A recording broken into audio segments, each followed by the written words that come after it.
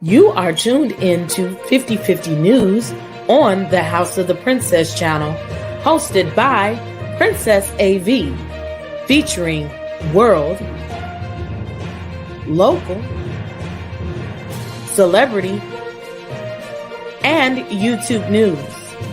Be sure to hit the like, subscribe, and notification bell as I give you the traditional news with a small twist of ratchet. Let's go. Hi, everybody. Welcome to 50/50 News on the House of the Princess channel. I am Princess AV here to give you the news with just a little twist of ratchet and commentary. As you come in, I ask that you hit that like button. And if you fancy that you could subscribe to me, and don't forget to hit the notification bell while you're doing that. Hit all and you will know every newscast that comes on the air, and also whenever I have other content on the air. I do apologize for being a little bit late. I had a business meeting that ran late. Plus, I'm under the weather a little bit. I'm trying not to give into it, okay? But I'm committed, okay? So I'm committed to y'all. I'm committed to doing this. And I came in anyway, okay? And look, Miss Kiva's in here. Hey, Kiva. And hey, Miss Janet. Hey, Miss Marva. Hey, everybody that's out there in the bushes as y'all come in. Like I said, just give a little girl a little shout out there in the comments. Have your coffee. I hope that you're not day drinking, but if you are, I'm not gonna tell nobody. Your hot chocolate, your juice, your smoothies during your work day, okay? Go ahead and get that ready. Thank y'all for listening while you're at work. Today's lip color is brought to you by the new color from Young Bella Lip Gloss, Lip Glam. It's called Gems. And guess what, child?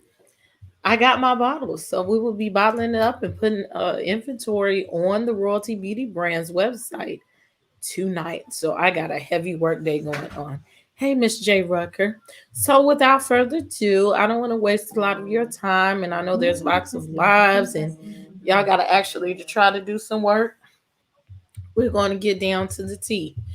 So we're going to start off, of course, with our beautiful local news, local to the Chicago metropolitan area.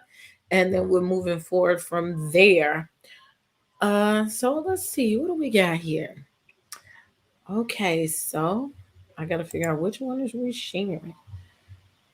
Look, I watched all my videos yesterday. Look, day by day, I'm getting better at this little stuff. And soon I'll have it down pat where it'll be like pow, pow, pow, especially when I get my little production assistant. I forgot to share the screen. So, yep, that's perfect. So today's first story goes to, there was a shooting at Jewel-Osco on 53rd and Pulaski. A 54-year-old man with a concealed and carry license shot a 32-year-old man as they were involved with a physical altercation outside of Jewel-Osco. So we'll hear the story, and then, of course, I'll let you know a few more details.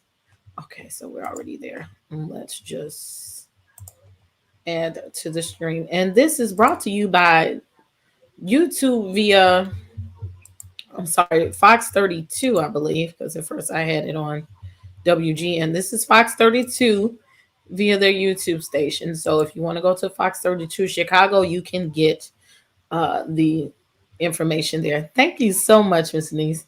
I must have that in my box. Okay. Yes, ma'am.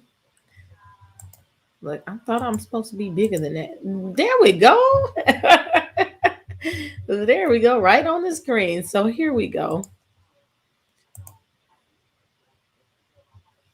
Out of a Jewel when a fight turned into... Sorry, let me remind it. Breaking tonight, frightening moments outside of a Jewel when a fight turned into gunfire. One of the men shot in the head. This all happened as the two men were leaving the store. Tia Ewing is live tonight with breaking details to start our newscast. Tia? Well, what I can tell you is that as of right now, you can see that the Jewel has decided to open back up. One portion of the store where this shooting took place does remain closed at this hour. Now, what I'm being told is there was an altercation on the inside. It spilled into the parking lot, and from their shots were fired. One of the customers shot himself and also shot another man. And a nearby security guard that was armed at the time ran up to that location where both men were and demanded that the armed man hand over his gun until police arrived. 2 rounds, 53, 56, Pulaski. Looks like it's right in front of the doors of Jewel. This is moments after people inside the Jewel-Osco dialed 911 to call police at around 5:10 Monday night. People were fighting, they shot fire, people were robbed. Right outside the doors of the grocery store in the parking lot here in the 5300 block of South Pulaski. Witnesses say two customers got into an altercation as they were coming out. One of them, a 54-year-old man, pulled his weapon, which was legal. He had a valid concealed carry license. He shot himself in the hand and shot the other man he was fighting with in the cheek. The bullet traveled through his head. At least 3 shell casings marked the ground. Sources say a security officer nearby got the man to hand over his weapon until police arrived. The man shot in the cheek and head was still trying to fight the 54-year-old armed man. Jewel was shut down for over an hour. The Charter Fitness next door remained open. Gym goers were rattled by this crime scene just feet away. It just sucks that it's getting closer and closer to home. And we are being told that the shooter is in good condition, taken to Holy Cross Hospital. As for the man that was shot in the head, he was taken to Advocate Christ Medical Center, where he is listed in serious condition. Live in the West Elston neighborhood, Tina Ewing, Fox 32, Chicago. All right, you guys. Oops, wrong one. I can't imagine what you get into a fight for at the grocery store that's that serious unless it was something outside. They still have not told us what we're fighting about. Was they fighting over some coochie? Was they fighting over a parking space? Was you fighting over the last sack of potatoes at the store? But for me, it's nothing out there that's serious, okay, that you even sit up there and get into a physical altercation. And it matters not that you had your conceal and carry or your FOIA card, the fact that you would pull it out in that way. And then what was so fucked up about it is that he shot his own damn self in the hand. Like, really what's going on? And you know, you it was nothing. It couldn't have been nothing that was that serious that you would attempt to take a life. And if that guy didn't have a gun, like you bring a gun to a knife fight, to a fist fight, like, could y'all not walk away? Security apparently wasn't available to really stop before it got that far. It's sad and it's stupid, okay? And it just lets you know that yes, it's good to have firearms. I am not against firearms because I'm gonna get me one too, but you cannot operate a firearm in a scared mentality. You have an echo? Is it me? Is anybody else have an echo? Thank you, Ms. Ray. I'll be here every Wednesday. You cannot operate firearms in a scared manner. You have to be more responsible. And to shoot yourself, I'm like, what happened, fam? Was he trying to keep you from doing it and you just end up flicking the gun and you shot him in the cheek? Like, it took a lot for you to shoot somebody in the face. Okay. And so it's just so many unanswered questions about this story. Like, I don't know. Child. Okay. Our next story. Oh, some of my real Chicago people then came in the building. Our next story comes from the Magnificent Mile. I told y'all last week, these people is not just robbing and pillaging our neighborhoods, they coming for y'all's neighborhoods too. Okay. Now, where my daggone story? It was just here. Hold on, give me 1 second to pull it up. We have one of those smash and grab robberies going on down there to the River North. Look at this. Give me 1 second. The damn YouTube just erased my stuff because I synced it with a T. I synced it and I had it. So let me search it one time. Let me move my notes.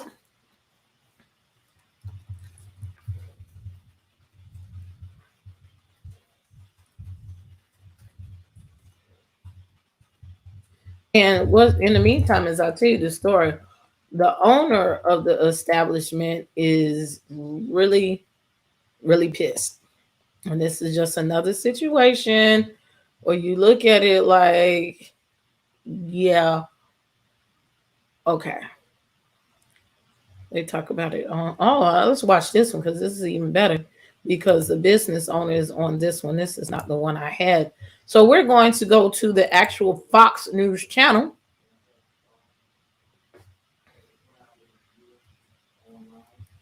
And listen to the owner. Oh, shoot, I don't want that.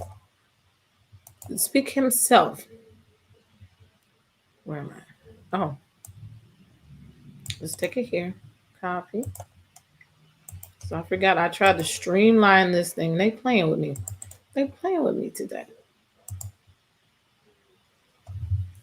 But you ain't got nothing. You ain't stopping nothing. All right.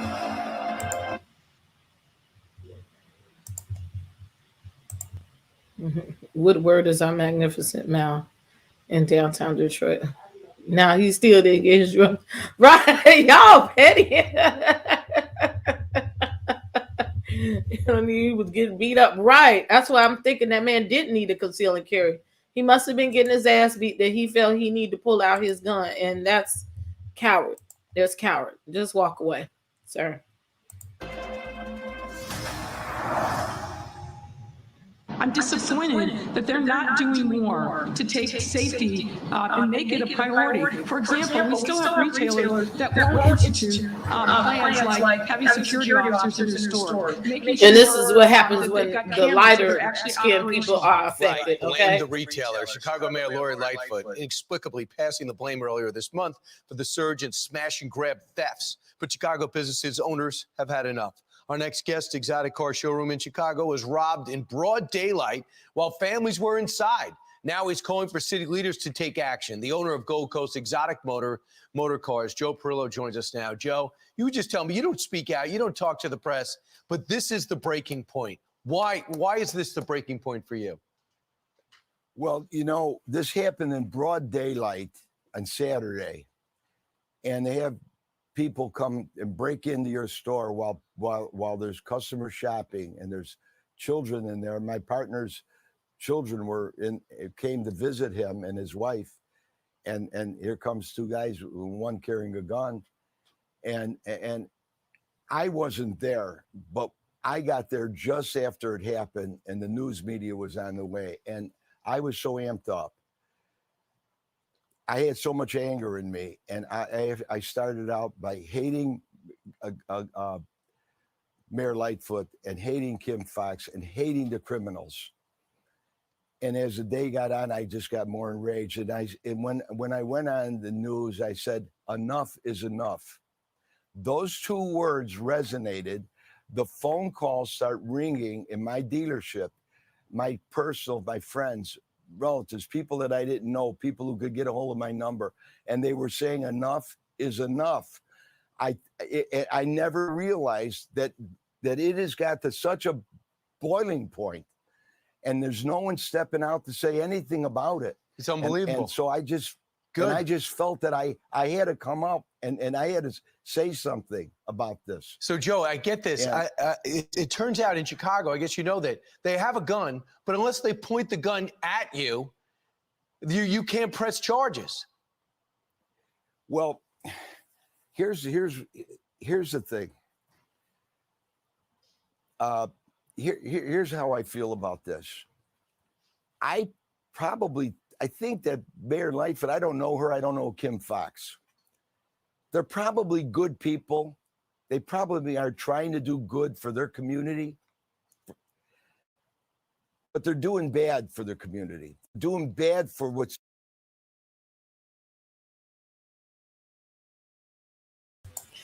He has to give me a second for them to not to strike me. Hold on. Let me tell you, for those who are not familiar with the Chicago area, Joe Perillo, okay, not only does he own the exotics, he has like 5 or 6 bullshit ass car dealerships throughout the city. This man is rolling in it. I have met Kim Fox a couple of times. I've met the mayor before. And these people are accessible if you're running the right circles, especially, I'm sure he has his hands in politics. If you gave a fuck to meet them and to be in their pockets, then you would know them. But let's be clear. Don't act like it don't serve an issue. Okay. We just gonna say that. But continue. Because what happens, I came from the inner city. I came from a neighborhood where there were criminals and thugs. And if the laws were as lenient then as they are now, you'd be talking to a criminal now. You'd be talking to a thug, because my role models weren't doctors and lawyers. My role models on the corner were criminals, talking about scores that they made. I went to the Army when I was 17 years old. And I went to, when I was 18, I was in the Far East for a year. I learned more in the Army, and I came back, and I went back to my neighborhood, and those thugs were still talking about crimes, petty crimes that they did. So what Mayor Lightfoot doesn't realize, and Kim Fox doesn't realize, and this is not about me. What happened in my dealership, it's not about me. I'm not here to talk about. I don't want pity. What don't they realize? What don't they realize, Joe? What they don't realize is they're harvesting criminals. These young kids, those kids, I feel sorry for those kids who robbed us. I don't hate them. I feel sorry for them, because they're going to have a life of crime. The only thing they could do to make a living is go out and rob somebody and come back to their neighborhood and be role models and get these kids who are 15 or those kids were probably 17 or 18. I don't feel sorry for them motherfuckers. Fuck them. While he's sitting up here going on this rant, and trying to get sympathy, because these are teenagers. Again, if you was raising your motherfucking kids right, they wouldn't have to go out there. They can go to school. They can get some opportunities. Now, I know about the hood and the ghetto and being hopeless and shit, but since when we go robbing the Bentley store and the Louis Vuitton store and the Tom Ford store and the Coach store so that I can eat on a daily basis? Man, y'all can get the fuck out of here. If they was robbing Walmart or Food for Less, the TJ Maxx, I even let you rob the DTLR. But you go into the Bentley store and walk out the Bentley store with $1 million and they're trying to take it apart worth of work. I don't feel sorry for you. That was some calculated shit, man. Fuck y'all. Fuck all them people. Something just don't sit well with me, Unfortunately, they don't have to have no life of crime. Hell, if I stole $1 million worth of shit, I ain't doing nothing else. Run me my money. At least give me a half meal, and I'm moving the fuck away from here. And you ain't gonna see me. The first goal is to get elected. The second goal is to get reelected. I know. I voted for Lori Lightfoot the first time. I won't vote for her next time. And I hope everybody sends that message out to her and all of the aldermen that we've had enough. Enough is enough. Joe Perillo, thanks so much. Talk to you. So yes, he I think now it's partially a ploy. It's got to be a ploy for him to. Can y'all hear that? It's a ploy. Maybe he's going to run for election, maybe something like that, or put his own person into office. Like it's something, it's always some fuck shit that comes before what really is coming to come. Let me show y'all one more smash and grab video because somebody else brought to my attention. Okay. What may have happened. Like I want y'all to pay attention to the actual smash and grab part. Okay, when the man stood there, they stood there like they were stunned. But I don't know if y'all really saw how many guns they had in the house. Okay, now usually when black people that don't look, yeah, now it pops back up. Black people come into your establishment not dressed. Okay, first of all, if they came into my establishment in the hood and I saw them looking the way they looked, I would have been right at the door, like, what the fuck you want? Just, you know, I'm rude like that. Like, no, and I don't know why they don't have buzzers at the door.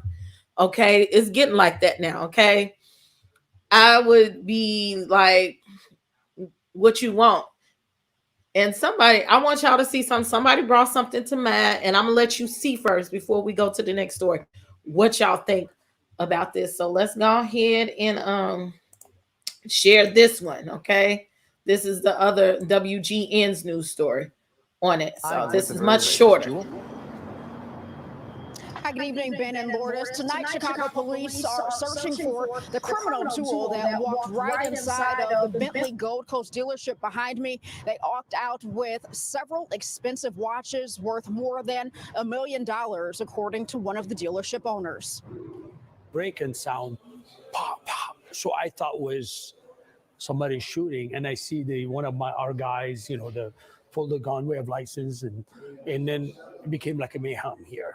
The mayhem captured here on surveillance video took place in under 30 seconds in broad daylight in the 800 block of Rush Street. You can see the two suspects walk into. We're gonna take this second by second, okay?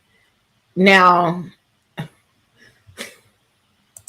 you see these critters outside the store. They are not dressed the way people dress on the Magnificent Mile. Usually, you're talking about $1 million block, okay? On those stores, there's nothing but, I think on that block, Tom Ford is on that block. What else is on that block? Because I used to work at a bar down the street. Chanel is further down north. There's another car dealership. You know, there are high-end car dealerships over there. Bentley store said, well, look, I didn't know either, okay? Yeah, the guy who can't even get the words out. You know, this is not, you don't come dressed like that. They have a lot of little high-end boutiques on that block. That's why I can't name all of them. But I know Tom Ford is on that block. Gucci is somewhere down there. Like, come on, motherfucker. Number one, you come dressed to you. I'm surprised he got away because his pants was down his ass. Okay, now let's keep going To the dealership. One waits at the front door while the other breaks open a display case filled with expensive watches. Dealership co-owner Joe Abbas. Pause. Okay, so he's standing there like, "What's up? What's up?" The fact that he paused and he didn't even have his bag open when he hit the, like, I would have came soon as if I was standing around, fucking around, looking around.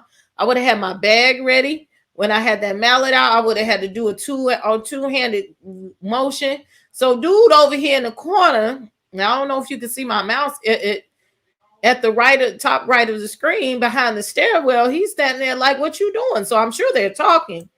He and his crew didn't. There's 2 men there. Now here come about 5 other men. Okay, about 5 of them all together. Okay.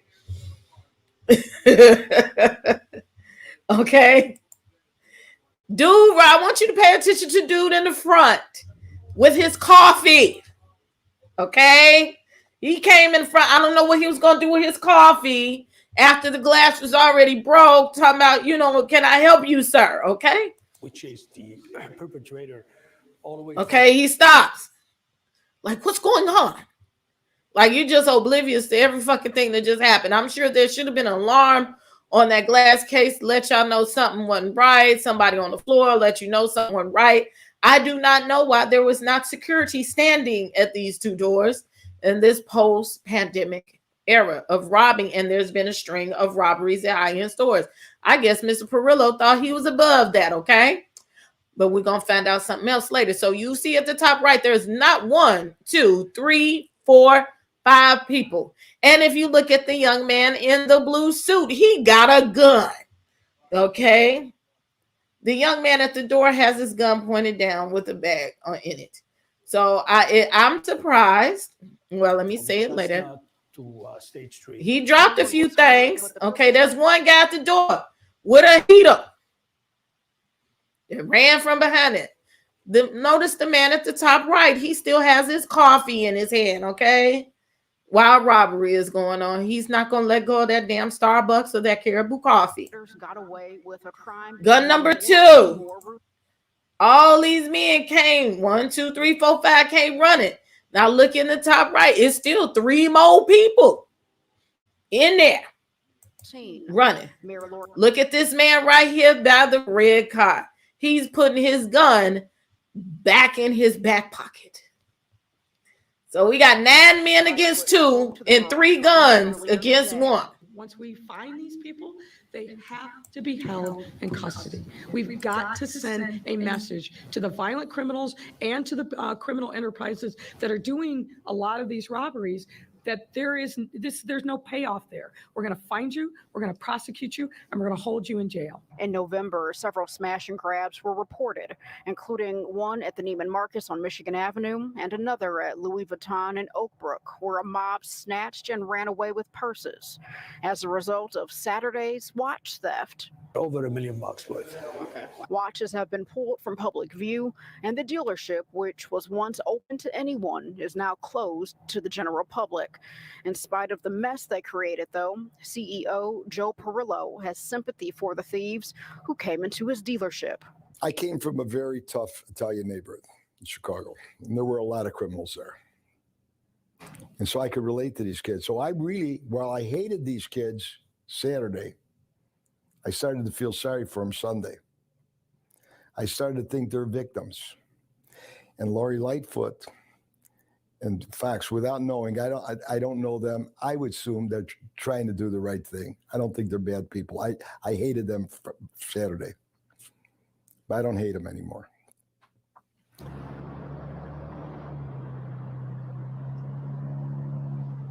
Now, Abbas says the dealership has been broken into 4 times now. Also, according to the Chicago Police Department, the 1st and 18th districts in the city of Chicago encompass most of downtown Chicago, where collectively there have been a total of just over 1,500 total thefts, not just retail thefts, but total thefts up to December 5th in these districts. Compare that to just over 1,300 total thefts during this same time frame in 2020. Reporting live on the Gold Coast, I'm Jewel Hillary, WGN News. Pretty incredible. All right. Thank you very much.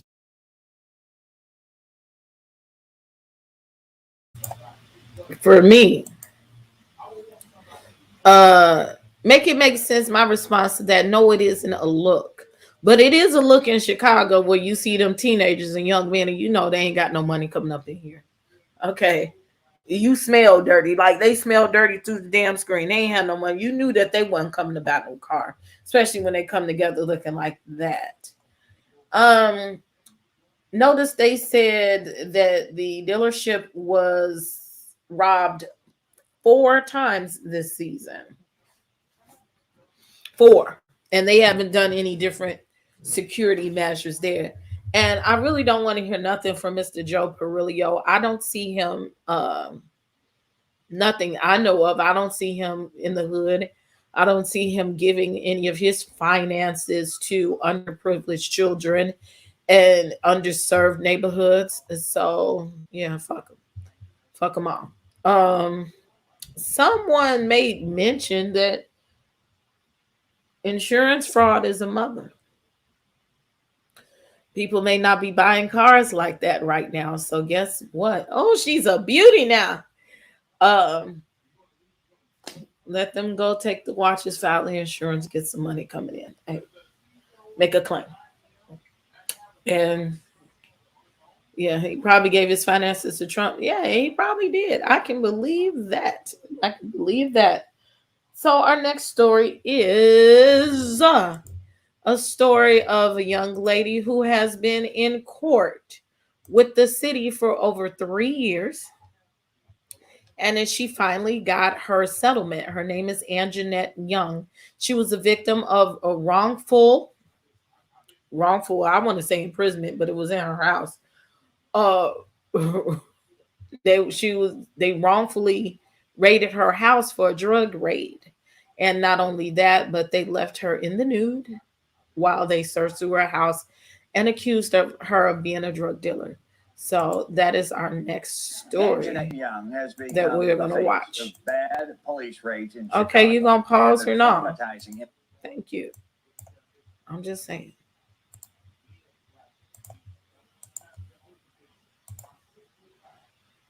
Anjanette Young has become a face of bad police raids in Chicago and the traumatizing impact, primarily in communities of color. Now, a year after the CBS 2 investigators first aired the police body camera video, the city is now agreeing to pay up. CBS 2 investigator Dave Savini first uncovered the wrong raid. He joins us now with today's big development. Dave. Brad, it's been nearly a year since we exposed that video seen across the country, and the legal battle over the way Anjanette Young was treated that horrific night appears to be almost complete. The Finance Committee agreed unanimously to settle her wrong raid case for $2.9 million in order to avoid a trial and possibly an even larger verdict. What are you feeling? It just becomes real all over again. It was the day Anjanette Young first talked about seeing the body camera footage of her wrong raid for the first time. I'm the type of person that had they just knocked on my door and asked to come in, I would have let them in.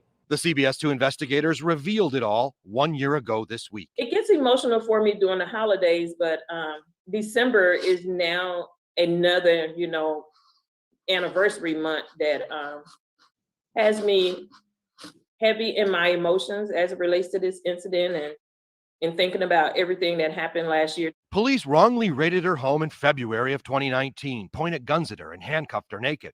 The videos were kept confidential by the city until last year, after she fought to get them, as did we. Originally, city lawyers offered her $0 to settle her lawsuit, and now today, a year after revealing what really happened and the cover-up that followed, the city upped its offer to $2.9 million.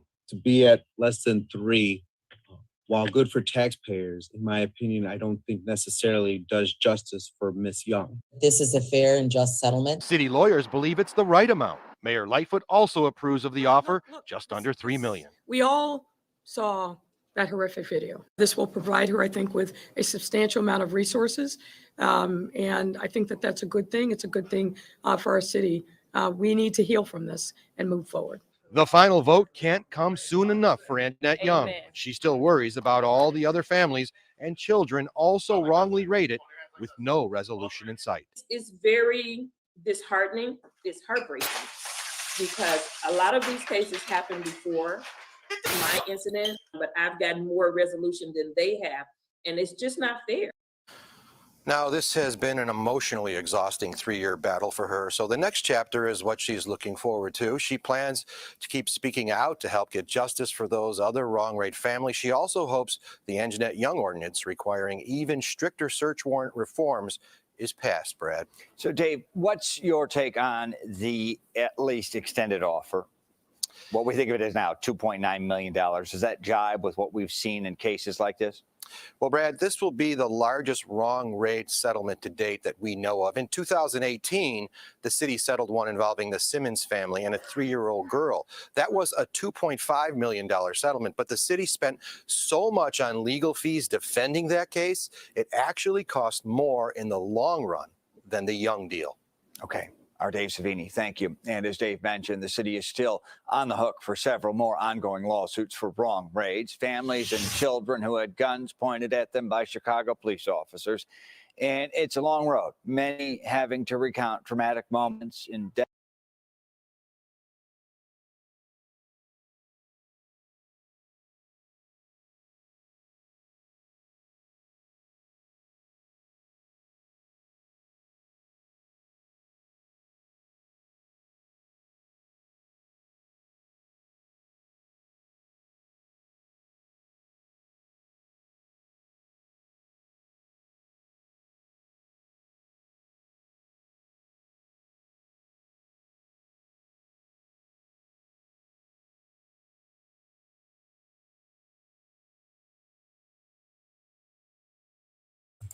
Thank you. My bad. Let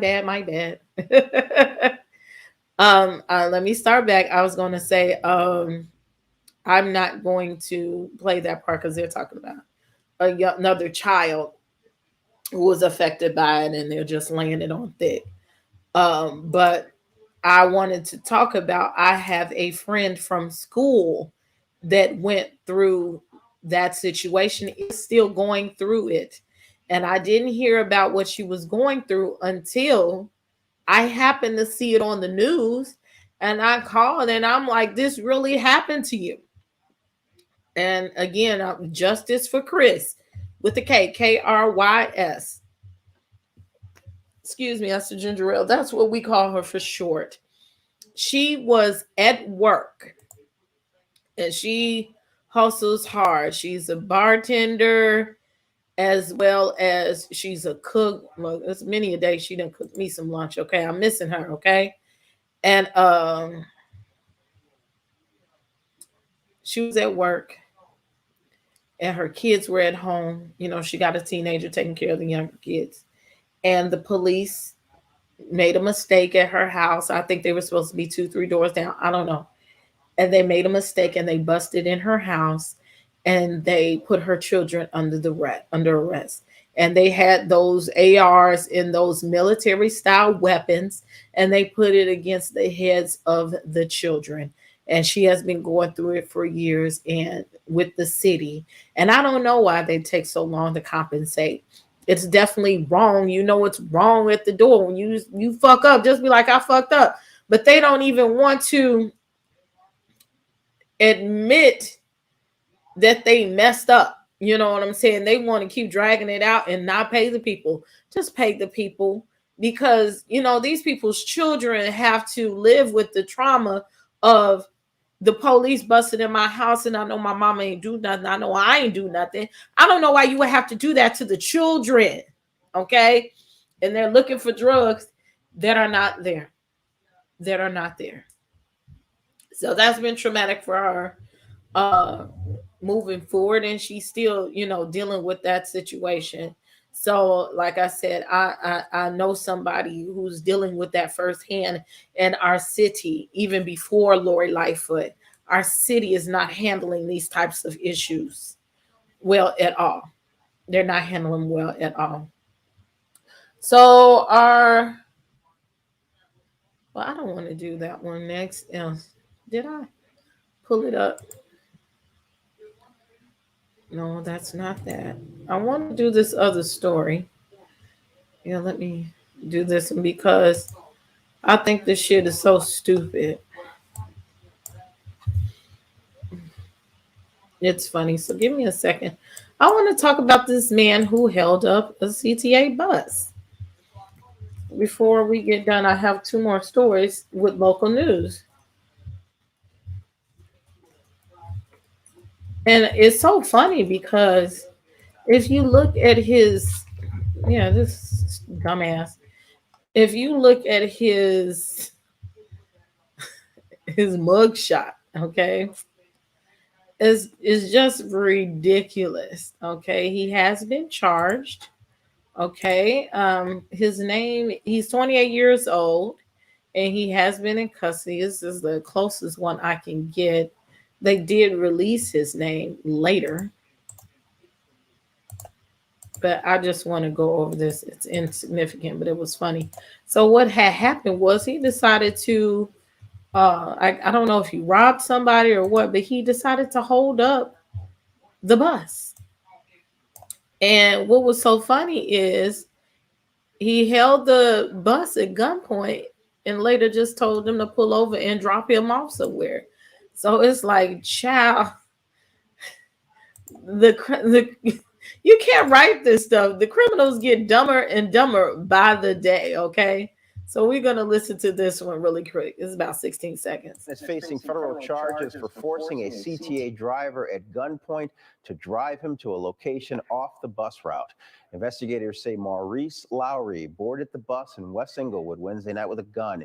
He allegedly demanded the 64-year-old bus driver take a different route. After traveling a few blocks, he got off. Lowry was arrested about 20 minutes later. He faces 1 felony count of unlawful use of a weapon.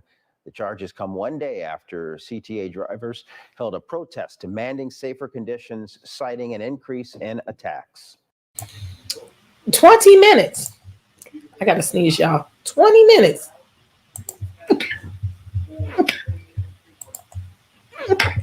Oh, excuse me. I'm sorry. Bless me.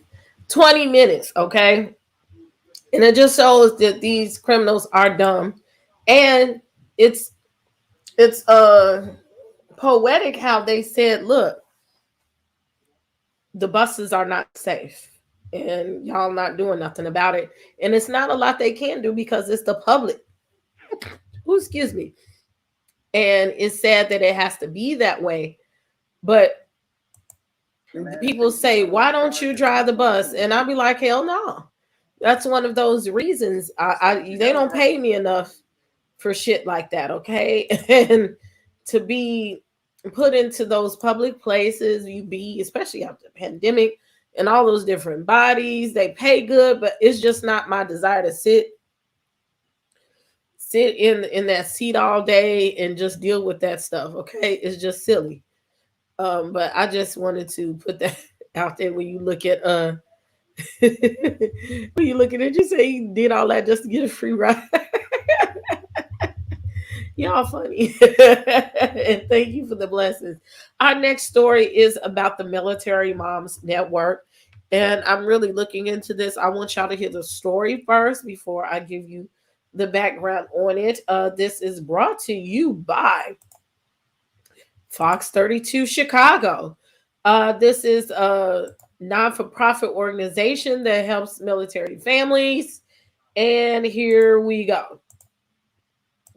Has been on a mission to provide love and support to military families. Yeah, Sue Shower is a founding member and a board member of the Military Mama Network. It's a Facebook group with more than 21,000 members.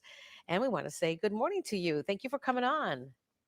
Good morning. Oh, this is awesome. So this all, apparently started back in 2016 with a Marine whose special needs son wouldn't be getting any Christmas gifts back home. So tell us what happened next. That's correct. Mission ELF was born out of a need. We knew we had been serving the military in a support basis since 2013, when a very small group of us got together and we just started chatting about our kids being in the military, the boxes that we were sending them. And as we evolved from a small handful of moms and spouses, here we are 8 years later, 21,000 members. We're in all 50 states. But we, in 2016, we realized the need at the holidays becomes much more desperate. And we have families that are separated. We have children that may not have the Christmas that they would have had when one of their parents or their spouse is at home. So we decided to step in and to fill that need. So we play Santa Claus, and we have elves that donate the gifts and the postage and their time. And we meet them with the families who give us a wish list. And these are not frivolous toys. They're not Xboxes. These are necessities that kids normally don't ask for Christmas. Maybe a special snack, maybe a pair of boots, a winter coat, hats, gloves. And we try to throw in a little extra, something sweet from moms. So we do that. It's been really difficult through the pandemic. 2020, we really changed. We went from being on the ground, having wrapping parties and whatnot in 50 states to really just Facebook-based. Facebook has been a savior for us because we've been able to keep going. But usually this time of year, we're already complete and we're delivering packages, and we are still trying to meet their need right now. We're really behind because we have so many less donations. Well, I'm glad you mentioned that, because you mentioned the pandemic, but also, here on Good Day, we're talking almost daily about how tough it is for people to get their hands on the things they really want because of the supply chain. Right. Are there certain things in particular you're looking for, Sue? We have a need in Iowa right now that we're trying to fulfill for 2 units. And we normally don't have full units, but we have people that are still deployed. We forget about that we still do have people deployed. We have parents that are away from their kids. So we basically, at this point, we're running so close to the edge, we need donations. We need money to be able to send these boxes out. So that's more of what we're looking for. We need monetary donations. We have plenty of elves, and we have the people that want to help, but we just need money now to get the boxes out. All right. Where can people go really quickly for more information? militarymamanetwork.org. Hit the donate button, read about our fantastic programs, look at our pictures and our prior missions. Well, we love what you're doing, Sue Shower. You keep up the good work, okay? And happy holidays. Great. Thank you so much. All right. Thank you.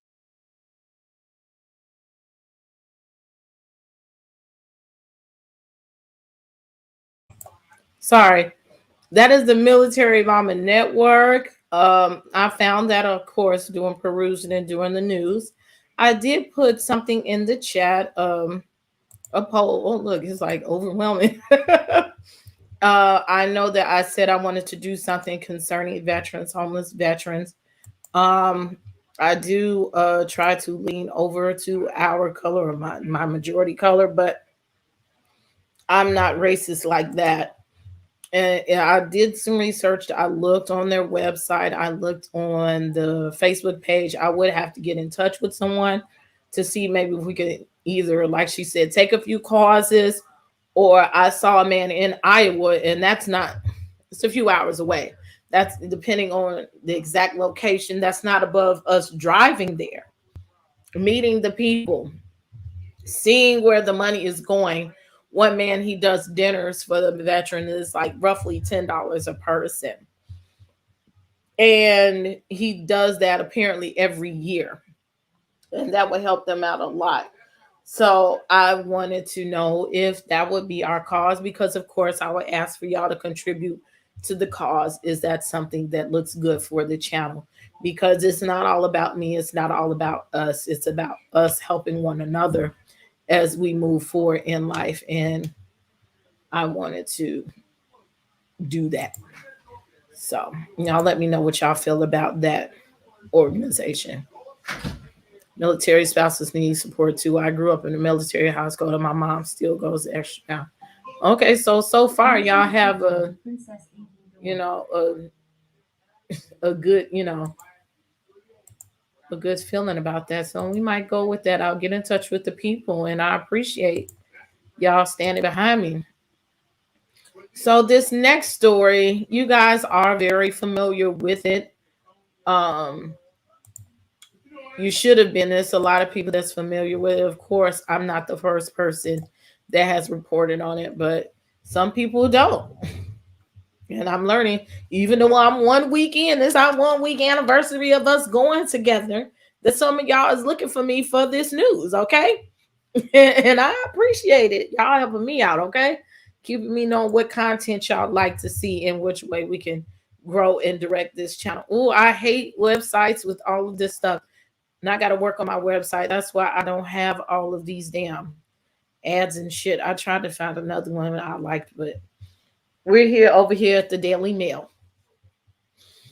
Okay, and here are the bullet points before I read it and show you the video.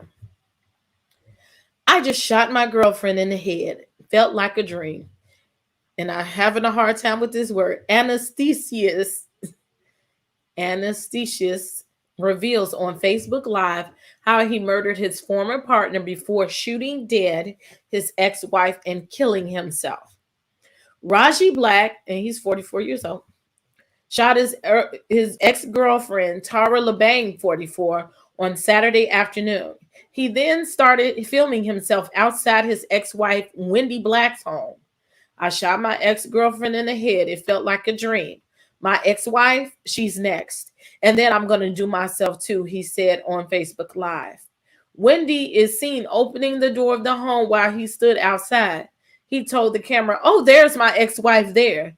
Then walked inside and yelled, "Today's the day," before the footage cuts out. Police found their bodies in the home shortly afterwards. Black had put the couple's kids in the car in the driveway. They were not harmed. He had custody disputes with both women. There are multiple domestic violence complaints against him from Wendy. The Baltimore anesthesia shot his ex-girlfriend in the head, confessed to it on Facebook Live, then murdered his wife and shot himself on Saturday in a horrifying double murder-suicide that came after years of custody battles. Raji Black, 44, was a nurse practitioner and anesthetist in Baltimore, Maryland, where he was fired earlier this year amid a workplace dispute. On Saturday, he took to Facebook Live to announce that he had just murdered Tara LeBang, his 41-year-old ex-girlfriend, and that his wife was next. I just shot my girlfriend in the head. It felt like a dream. I never thought I would be that guy. I can't go to prison. So the person that really started my depression and all of this is my ex-wife. So she next. Then I'm going to do myself too. He says in the sickening footage. Standing outside Wendy's home, O said, "Oh, here's my ex-wife there."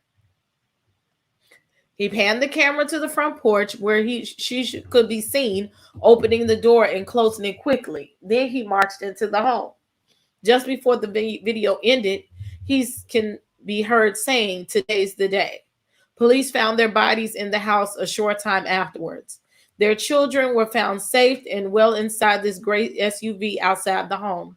It's unclear how old they are, and he is believed to have to put the kids in the car first before killing Wendy. In his rant, Raji claimed that he had custody battles with the women. The Baltimore Sun, excuse me, the Baltimore Sun cites court records that show a pattern of domestic abuse allegations and custody disputes between he and Wendy, but it's unclear if there is such a trail for Tara. And that is his girlfriend, ex-girlfriend. That's the door. And this is him at work. He looked like he was a happy person at one time. On Facebook, her friends made reference to her being a mother. Until earlier this year, Raji worked in Baltimore as a nurse practitioner, helping administer anesthesia during procedures. His ex-wife and ex-girlfriend were both also nurses. He complained earlier this year that he had been fired, claiming the University of Maryland medical system terminated him unfairly after he blew the whistle on a doctor that was stashing drugs in his locker. He claimed that after that, no one wanted to work with him and says he had no choice but to then risk his life by working as a nurse in the COVID-19 pandemic in New York City. Tara worked with Raji at the University of Maryland Capital Region Health, at least for a period. We were deeply saddened by the tragic incident surrounding the death of a team member who cared for patients in our hospital under a contract with a medical provider. We extend heartfelt condolences to the family and are offering grief counseling to her colleagues. A spokesman said about her death, Wendy worked as a nurse at Howard County General Hospital as a nurse anesthetist. It remains unclear how many children she had with Black, and how old they are now. So in case you haven't seen this video, which I had to find it myself, here is the video of him saying what he's saying and doing what he's doing. I gotta make it quick. For everybody out there that supported me and really knows what's going on, thank you all. I've been going through a custody battle. I've been going through having my ex-wife say I molested my children and all kinds of craziness. Been fighting for custody for 3 years. So, been real crazy. What's up, Oliver? You know about this. Going through it with my ex-wife, blah, blah, blah. So, start dating somebody new, and she got pregnant. And, we got in a fight. First thing she does is threatening that she's going to do the same thing. You're never going to see your kids, blah, blah, blah. It's the holidays, man. I don't have no family, nothing. Anyway, I just did something crazy, man. I just shot my ex-girlfriend in the head, yo. Felt like a dream. Like, I never thought I would be that guy. I can't go to prison. So the person that really started my depression and all of this is my ex-wife. So she next, and then I'm going to do myself too. But I just wanted to say this to people. Don't play with people's emotions, man. Don't lie on these men. Oh, here's my ex-wife right here. Today's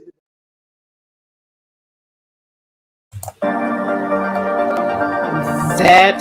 You've got to seek out opportunities for Oh, hard stop. conversation with those. First, bitch. Okay. Mind me to say.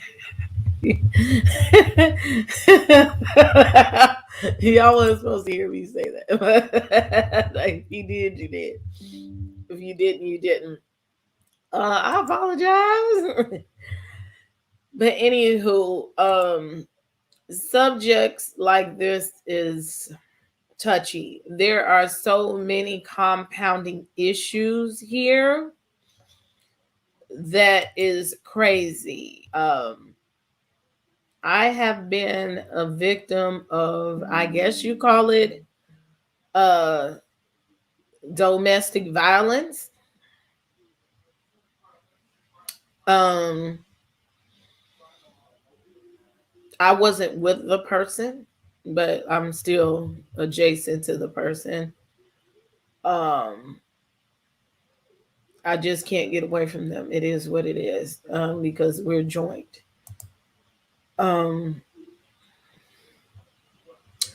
court system is broken. It is what it is. I asked for my restraining order because I just didn't want to get into any more confrontation. I told his family leading up to it that he was very volatile and that I thought that it would come to us coming to blows. And, you know, they acknowledged it. They didn't dismiss me, but I felt like there wasn't enough proactiveness. You know, it's more love. I'll talk to him, you know, that kind of part. It took me a year taking off of work. You know, I ended up having 3 judges. And just when I thought I was going to get my restraining order because they couldn't find his address and all these kind of logistical things, I did get my restraining order.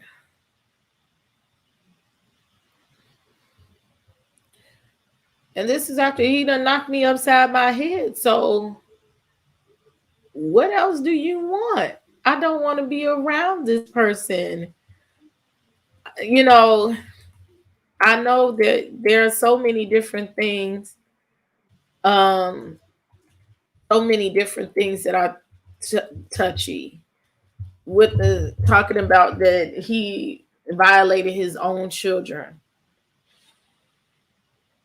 It could have been and it could not have been. We don't know. I don't know who's lying and who's not. But just the fact that nobody thought about the children. You didn't think about who in the hell was going to take care of your children while you and their mama was gone. You hear him speak about the ex-girlfriend. And I want to say, women, do not weaponize children against the people that you are with. Oh, I'm never going to let you see your kid. And don't do it. Even if you ain't. Don't tell them that. Don't do that. The only way I say that you should do that and say, well, you know, you don't need to see your kids is if he violated the children. If there's violence there some type of way, if they're of harm, if that's their kids, their kids. If you don't like the person because y'all break up, leave your relationship and y'all downfalls separate from the situation with the kids. So there's a lot of brokenness here. There's a lot of gray areas here. He's apparently sad he ain't got no job. That means he's not feeling like the man he wants to be or he feels that he should be. There's so many loose ends here. But at the end of the day, the system is broken. and his circle is broken, but he says he didn't have anybody, but it was somebody out there on Facebook that he was talking to. Nobody recognized that his mental health was not where it needed to be. The system, I know for a fact when I was going through that, they have a whole system, at least in Illinois, where you text message each other through the app. Okay. And so everything is recorded so that there's nothing misconstrued. There are no threats. Excuse me. Let's talk about the kids. Let's talk about custody. If they felt that he was a menace, maybe they should have had a court supervision. There's so many ifs and ands and coulda, shoulda, wouldas to this that it really didn't sit well with me fully. I hope that we get to know more about the story, but at the end of the day, now these kids don't have no parents. Nobody was really thinking about the kids. When he was thinking about her and shooting her and doing all this stuff, he did not think about his children, how he could have been a better father for the children. So it's a mess. And it's sad, so just pray for them. And I forgot to tell y'all, those who are coming into the simulcast a little bit later, we are doing world news, world and national news right now. And I ask that y'all take the time to hit the like button. If this is your first time here with me, please know that I am Princess AV, and we do accept super chats during the news. Also, we accept Venmo, PayPal, and Zelle. And we have that email right here, info@hausoftheeprincess.com. And of course, you know the Cash App is House of the Princess. So I just want to put that in there for me. Thank you, thank you, thank you, thank you, thank you. So now our next story, we do know that there was a tornado in Kentucky this week. I had some of the viewers concerned about me because it did touch Illinois. One thing about living in the city part, in the northern part of Illinois, we do have tornadoes, but they are not often. And in the city part, because of the way our city is structured with large buildings, it affects the way that tornadoes create themselves because it blocks the wind. And they're not able to catch a lot of traction in order to make or tornado inside the city too often. The tornado we had last year touchdown in the city was very rare.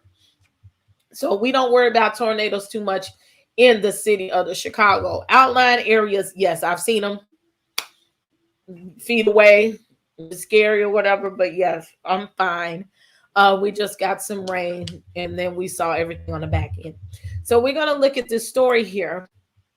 This is a story post the Kentucky/Illinois hurricane.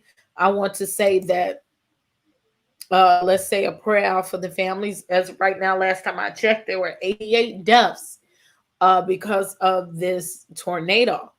But part of the story is it's a lot to do with what's going on at Amazon. Half of the Amazon warehouse was torn apart by the tornado. And it is known and said that Amazon is made of aluminum. It was easy to tear up behind a tornado. So let's look at this story and listen to what these folks got to say. Teams have been searching through the homes that are still standing, making doors like this one, marking them with red paint as they look for survivors. President Joe Biden will travel to Kentucky on Wednesday to see the damage firsthand. 6 of the tornado victims were inside an Amazon warehouse in Edwardsville, Illinois, that's near St. Louis. And today, OSHA announced it's investigating if enough was done to protect the workers there. The last time we had a tornado that powerful in our area was in June in Naperville. That's where we find CBS 2's Chris Ty. And the cleanup from the summer tornadoes, Chris, there continues 6 months later. While there is a lot of talk and advice on what to do when storms hit while you're at home, their downstate storms make it clear we should have workplace plans too.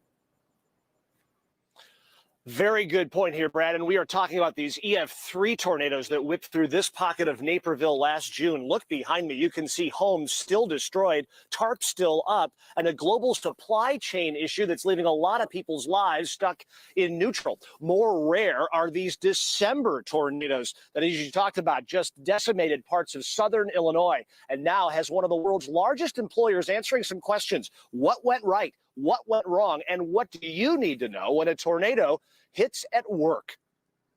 It used to be a 1.1 million square foot Amazon delivery depot.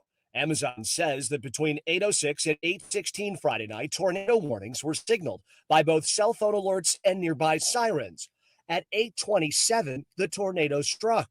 Of the 46 people inside, 39 of them made it to the north side of the building, site of a shelter-in-place location.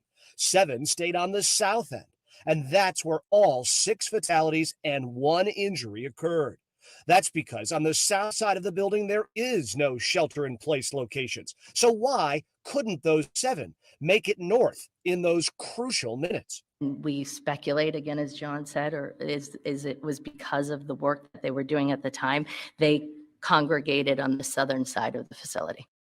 Amazon today denying allegations that workers at this location aren't allowed to have cell phones on the job. Employees are allowed to have cell phones inside the facility. There's no prohibition against that. There are rules around what they're allowed to do with those cell phones. We do know that oftentimes employees put their cell phones in their bags or in their purse, so they may not have it on their person, but there's no prohibition against them having it. The company's saying that in those key minutes Friday night, leaders used bullhorns to notify workers on the floor and radios to notify drivers heading towards the facilities of the pending twister. May their memory be a blessing. The governor says while there's no early indication of code violations here, perhaps new codes need to be considered moving forward. We are seeing more and more of that, I might add, throughout the state of Illinois. So it makes us wonder whether or not we need to change code based upon the climate change that we're seeing all around us. In a statement to CBS 2 News tonight, we heard from Amazon saying that they refresh emergency policies with employees every year. We heard from some former employees around Illinois today who used to work for Amazon. They say while phones are not always prohibited, sometimes they're told you have to leave them in your locker. And that creates a problem that if the phone is sending an audio signal that there's a tornado in the area, it's out of earshot. But they're quick to add many of these policies have ebbed and flowed during the pandemic. Live in Naperville, Chris Dye, CBS 2 News. All right. So my thing is just to keep those families up in prayer. But from what I know about tornadoes, from living in an area where there are tornadoes, they usually tell us to get under a desk, to go in a basement. So I don't know about them people talking about a shelter in place, location. I can't say what it was or what it is, but that is a big location. Like, I think they should have had maybe more stations here, there, everywhere, or some type of tunnel. It's just weird to me because I don't know the layout or whatever. I just think that there are a lot of, again, empty holes. I'm sure there's going to be some things covering up the situation. So we're just going to keep it at that. So next we're going to do the story of Miss Ghislaine Maxwell. Okay. This is another person. Well, I try to keep my commentary till after. Okay. Ghislaine Maxwell is a confidant and ex-girlfriend of deceased Jeffrey Epstein, who is a convicted pedophile and accused assaulter of women. I'm trying to stay as cool as I can over here on the YouTube with the monetization. Okay, so we have to pick the words that we use, but y'all know what I'm talking about. So he assaulted the girls and the women of all ages. He's R. Kelly's brother of another color. Okay. We got to keep that going and see what happens here. You on the poll? Oh, well, the poll, we did a story on that, so you could look that up and before and see if you like the person. So we're gonna talk about Miss Ghislaine, aka Madam herself. Here we go. Ghislaine Maxwell's fourth and final accuser took the stand Friday. Annie Farmer testifying that she was just 16 when the British socialite and her companion Jeffrey Epstein forced themselves on her. Annie Farmer is yet another accuser, but the only one using her actual name. And she does connect up Maxwell with Epstein. Farmer told the jury that she met the pair through her older sister and was invited to Epstein's sprawling New Mexico ranch in 1996, saying in court, "It made me feel special that they wanted to spend time with me." But she said that visit took a troubling turn when she was pressured into a massage by Maxwell, who rubbed Farmer's naked chest, later adding that Epstein got into bed with her, pressing his body against hers. "I think this was all a pattern of them confusing my boundaries," she said. In 2019, Farmer and her sister came forward with a complaint against Epstein, but withdrew their lawsuits the following year. In Friday's testimony, Farmer said she received $1.5 million from a fund for Epstein's victims. Over 10 days of testimony, 3 other witnesses shared graphic encounters with Maxwell, alleging she targeted underage girls and groomed them for sex with Epstein and other high-profile men. Maxwell has denied any wrongdoing.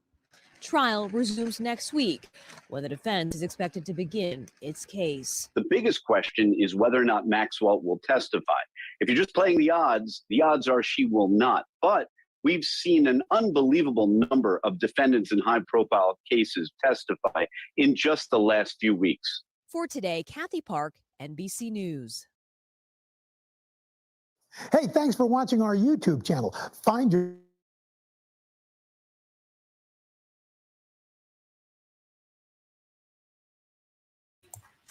Thank you, Al Roker. Okay.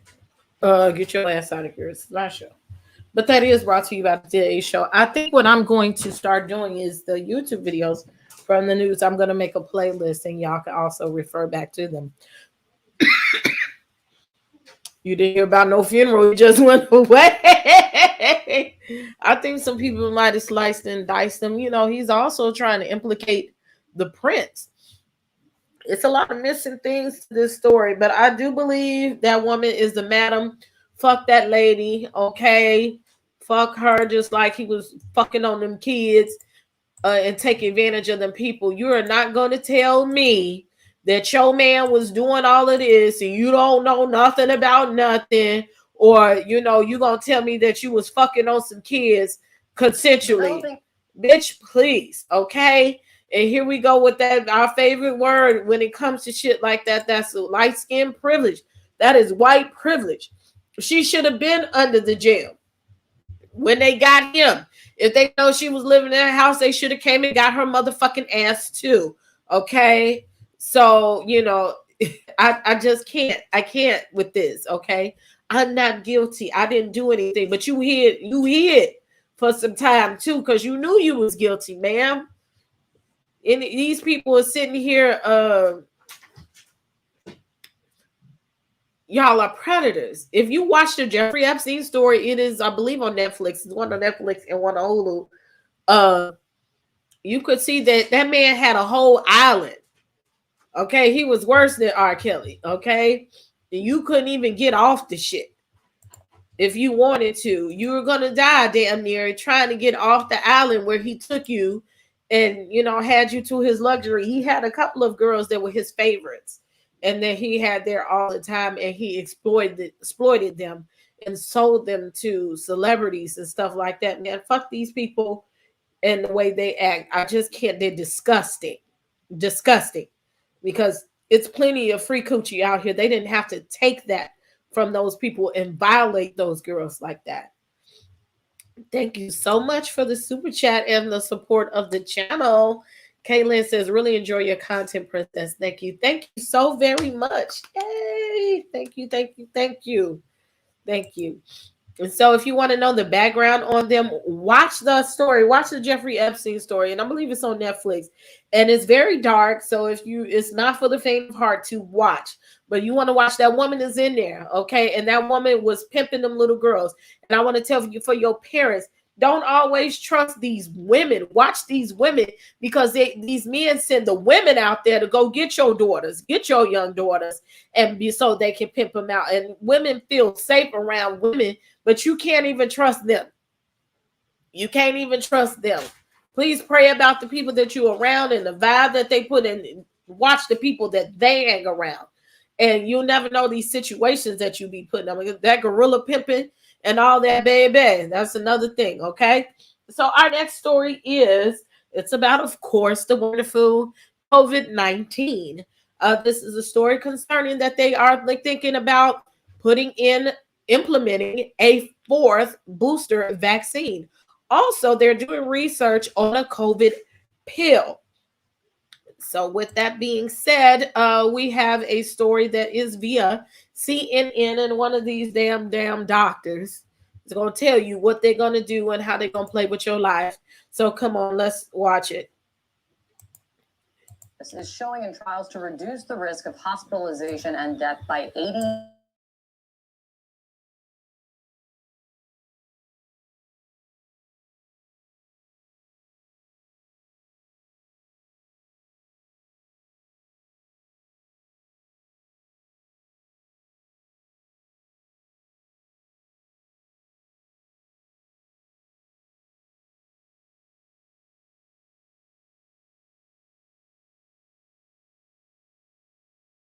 Of this. Does this man look creepy to anybody other than me? I think he's a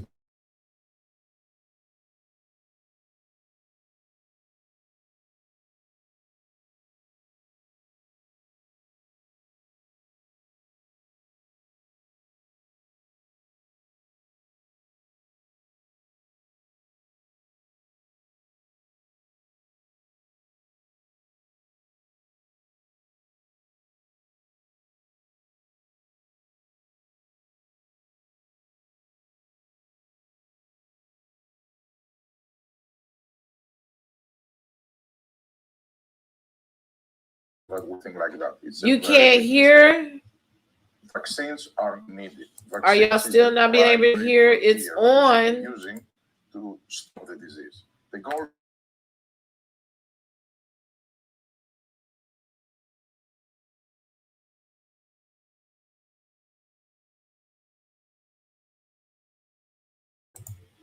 Y'all couldn't hear it? They have me blocked? You didn't hear the beginning? Y'all want me to rewind? Because she really didn't say shit. I could rewind. The CDC director calling it another great tool in our toolbox. Seeking emergency. Let me know if you can hear.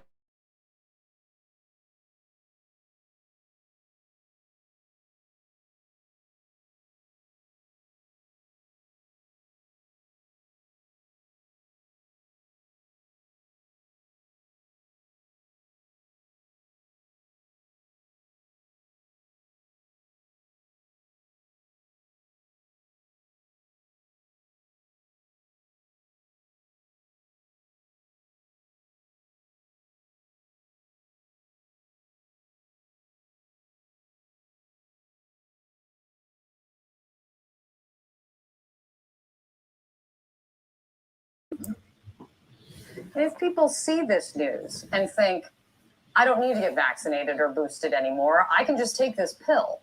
What do you say to that? I'm afraid that there will be some people that will think like that. It's a very big mistake.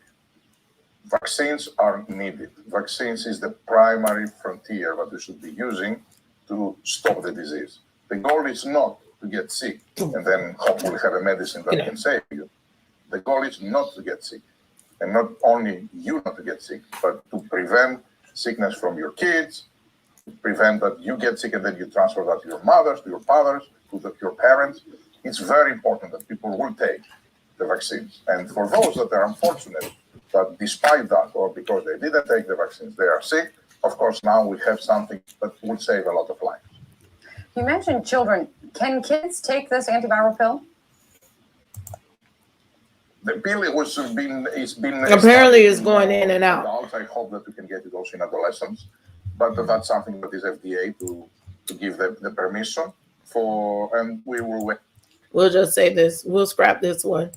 It's on CNN. You can look at it because I really don't like doing COVID stories.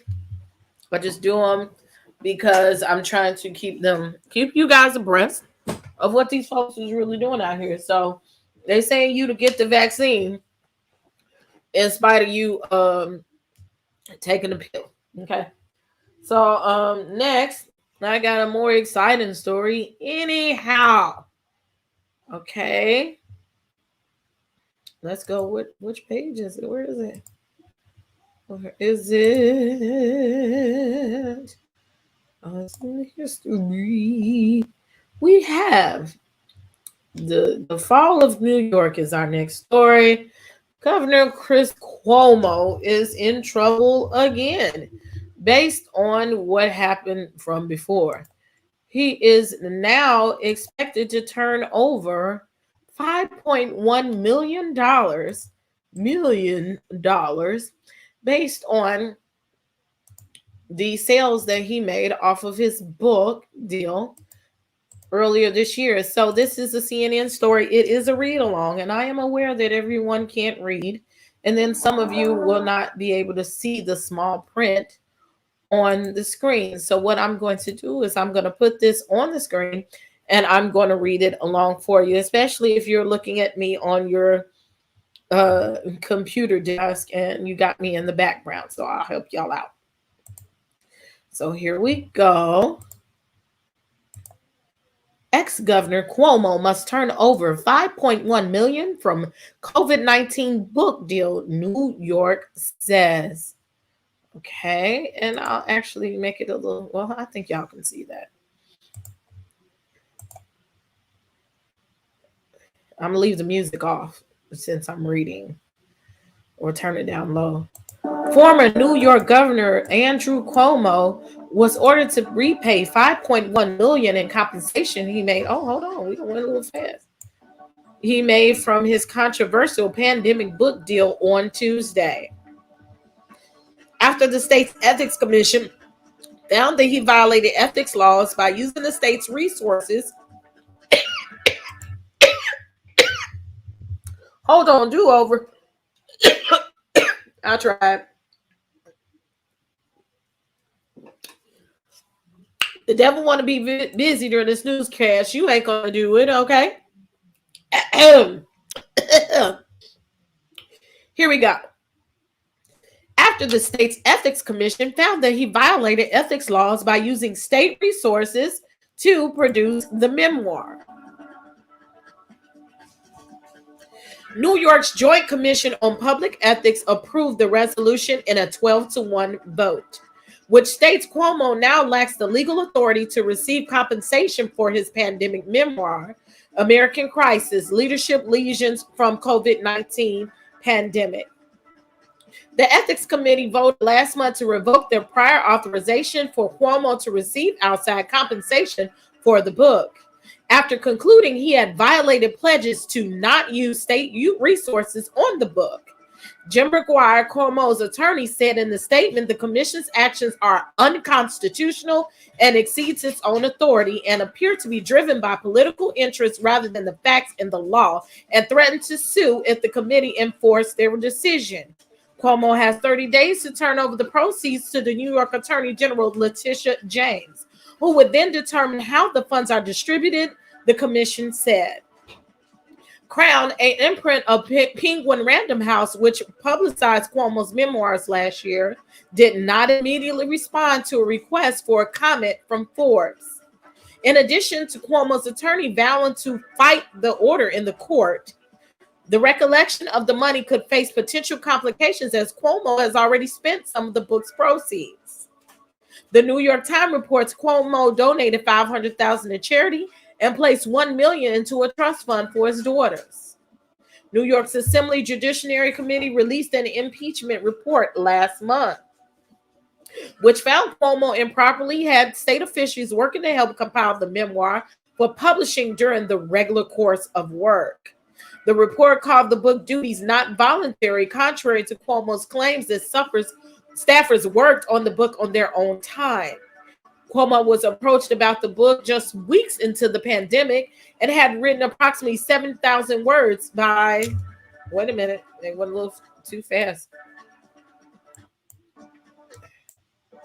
70,000 words by July, as hundreds of thousands of New York State residents died of COVID-19, according to the report. The other findings in the report included evidence of Cuomo sexually harassing 12 women, including 7 members of his staff, male members. And the governor's office was not fully transparent with the true number of New York staffers who, God dang, who died in the nursing homes during the pandemic. Cuomo has repeatedly denied sexual harassment allegations, but ultimately resigned from office in August over the controversy. He is under investigation from the James office and the U.S. Attorney's Office and the New York Post reports. Jesus Christ, it's easier to read it in your head than it is to read it aloud. I hope y'all caught it, okay? Send it, spend it all, Cuomo. Y'all.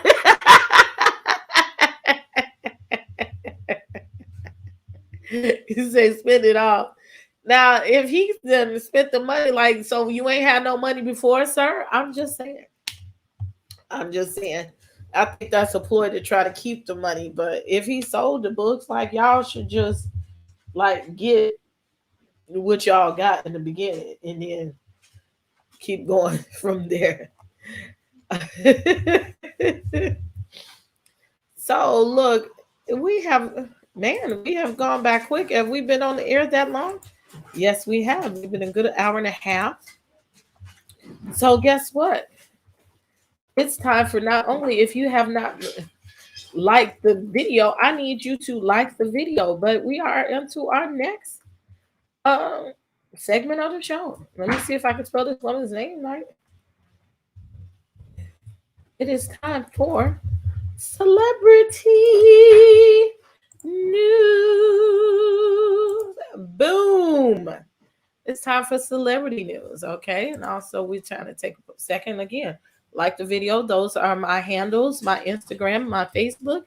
Send a Cash App, send a Zelle, a PayPal, or send a Super Chat. It is all appreciated, okay? This one is funny. I originally got the story from Kempire, so I don't want to replay his stuff, okay? I don't want to replay his stuff, but they said that now Kim Zolciak is selling her clothes. Now they got every other website. Let me see if I can find the website for you. People have said that, you know, they're worried about the money that they're making, or they may not have any money. I don't think that they're broke. And y'all talk about Croy because he ain't got no job. Excuse me. But the man had a job. He damn near got a ring, or did he get a ring? I don't think he needs a job. Like, I'm sure he's the kind of guy, if you ever watched Tardy from the Party, he seems like the one that kept them ladies in check. And they was running amok, you know, bad titties and ass and everything. And he's like, look, we got to make sure that we have everything in order, that we have our money in order. That's loud. We have our money in order. He will always keep her from buying stuff and selling stuff. And he would check her all the time. Why do we have to spend $5,000 on wigs? And plus, I'm sure that they all got a cute coin from Tardy from the Party, or whatever the hell the new show is. And I literally cannot find the website. Oh, it's under news. That's why. I'm like, why can't I find it? I'm going to find this website that they have. She had a stroke? Oh, that was last year. The website where y'all can see her selling these clothes, expensive as hell. Oh, here we go. Boom. We got it. And excuse my family. I know y'all hear them footsteps loud as hell.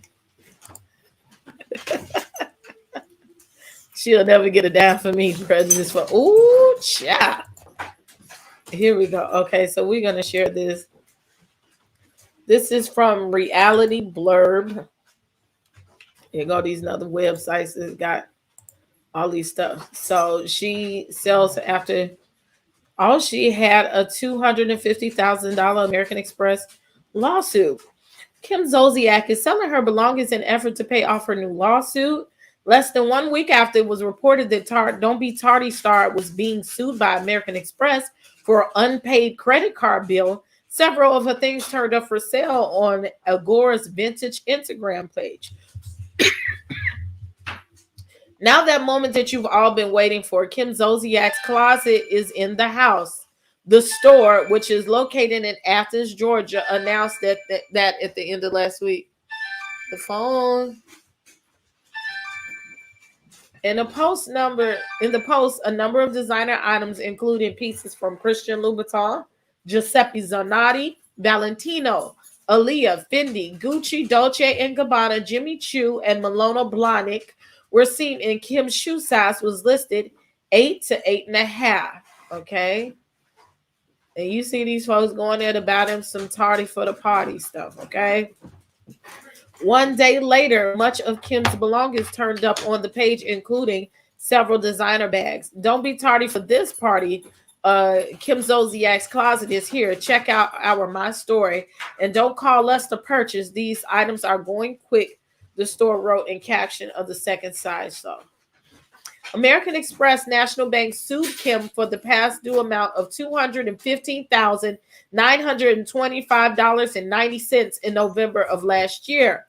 The defendant Zolciak agreed to pay what was obligated to pay the plaintiff for all extended credit on the defendant's account. In the complaint read, according to Radar Online, pursuant to the parties' agreement, plaintiff transmitted to defendants a monthly billing statement for the account, and the defendant was obligated to pay the minimum payment due as set forth for this payment statement on a monthly basis.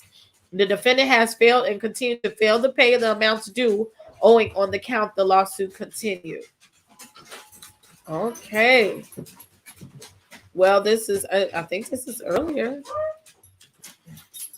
Yeah, this was early last year. So now they actually have a full website selling their shit. So y'all tell me what y'all think about Kim. It sounds like she can't afford it. No, I can't. Kim, all of them do with their clothes is not news. Well, they weren't doing it like that before. They're saying that now that she can't afford it to pay her bills, and that's what the key thing is. Titties and ass. Yeah, they buy a lot of titties and ass. Okay, a lot. Hold on one second.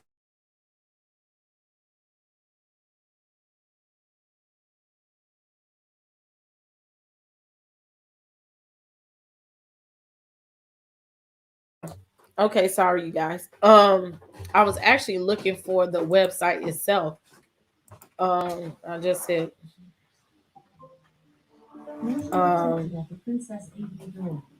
the website where you could see where they were selling the clothes. And I can't find it. And I don't want to go on Kimpire's website. Well, I might as well because it's right here.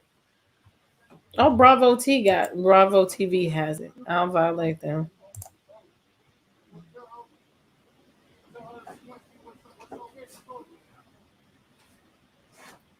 Right here.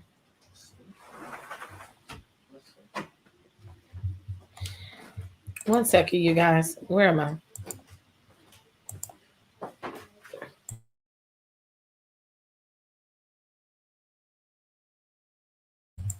She should get some money back from them lips because no doctor should allow that travesty. But she got all the kids doing that. I mean, her kids, everybody got fake lips. Look like the baby damn near got fake lips. $35 a month to American Express for the rest. You know, American Express, when you get that black card, you get any card unless they start. I think they just started. It used to be when she got it, you couldn't pay for it like monthly. You had to sit up there and you paid the whole bill. If you spent $10,000, you paid that $10,000 whole bill. The Beerman's Closet, that's what this shit is called. Okay, let me go back. I get tired of them. I don't want to buy no shit from them. You know, the thing was, I heard was, here we go, is that the shit is full price. Like, because I guess she had it on her ass or her kids had it on their ass.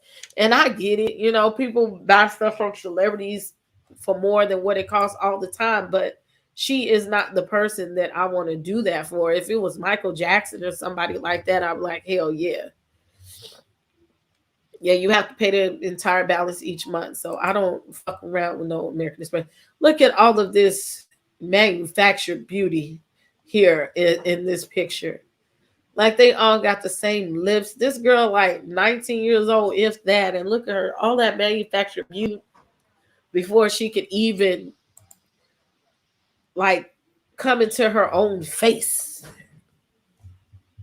So yes, I just wanted y'all to see some stuff that they got on here. You might want to buy you something, some Kim Zolciak originals. Your Christian Louboutin studded bowling bag. $1,400, okay? A lambskin fanny pack, $6,000.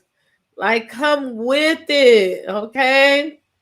Some Peter Petrov black pants, $400. This Gucci runway dress, I don't care. It's not even cute to me. It's $6,000.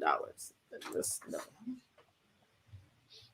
Look at all this. Look at all this. This gorgeous. What you don't want that? Look, they took this Ralph Lauren dress down from $10,000 to $8,000 just for you to buy it off of Kim Zolciak's ass. Now look how they do Croy, the money maker here.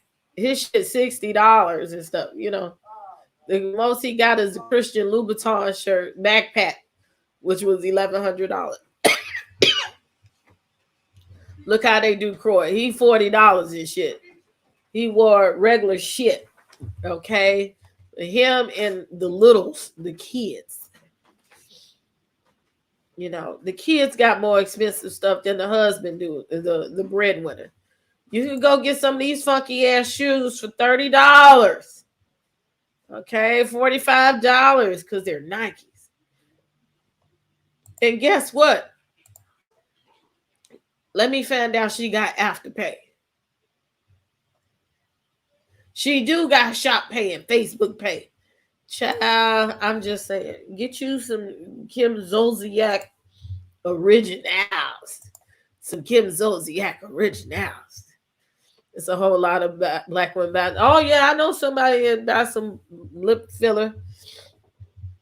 And I seen her before and after, and looked like somebody had hit her in the mouth. And I was just like, child, you didn't even need that shit. You out here trying to be in the social standards of beauty. And she over there on TikTok. She could have been fucking with a person like me that's going somewhere, but she didn't even want to give me a follow back after I had helped her with a lot of her stuff. So fuck them people. I'm not going to be bitter though. Okay, this is something I liked. Now we're going to go on to our next story, which is also brought to you by Good Morning America. Okay, this is an uplifting story. Like, everything don't have to be so bad. I like happy stuff. I hate reporting the news. I gotta tell y'all about these folks doing these bad things, but I like this, and these has been as entertainers. Okay, but this story is really good and really surprising. Kel Mitchell, formerly of Kenan and Kel, has come out with a new book. And guess what? I didn't know he was a pastor. He's a pastor and a father of 4. And so he's on the Today's Crew talking about his ministry of all things and his new book. So let's listen to what these folks got to say. All right, let go. Let me turn it up for you because I ain't going to interrupt that one. Our next guest has been a Hollywood staple since the 90s.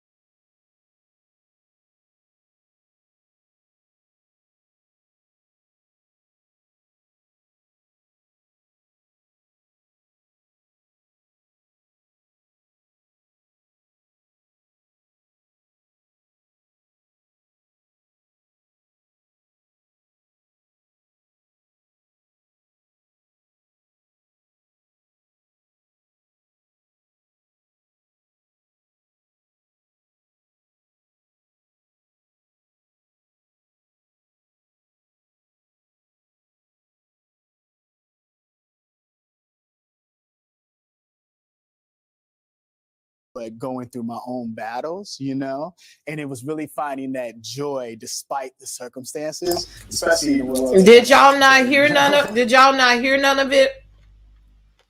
Okay, let me rewind it. I'll just figure out what was the problem on both those videos. Me sorry. Let's try it again. Has been a Hollywood staple since the 1990s. Kel Mitchell bursting onto the scene as one of the original cast members of Nickelodeon's sketch comedy show, All That. Then going on to star in his own sitcom, Kenan and Kel, with fellow All That cast member, Kenan Thompson. I wonder what happened to him. Yeah, I wonder. And the duo hit the big screen in the 97 film Good Burger. Love that. Now Kel Mitchell is a father of 4, pastor, and author of a new book. It's called Blessed Mode, 90 Days to Level Up Your Faith. And he's here to tell us all about it. Kel, good morning. Oh, happy to see you both. Nice to see you. So it's interesting because so many people know you as hilarious characters from Nickelodeon, but you've actually gone on an incredible journey to become a pastor. So what sparked that? It's a lot of ups and downs in life and a lot of emotional walls that a lot of people need to break through. And that's what happened in my life. In those down times, God was with me and he was always there, helping me get through.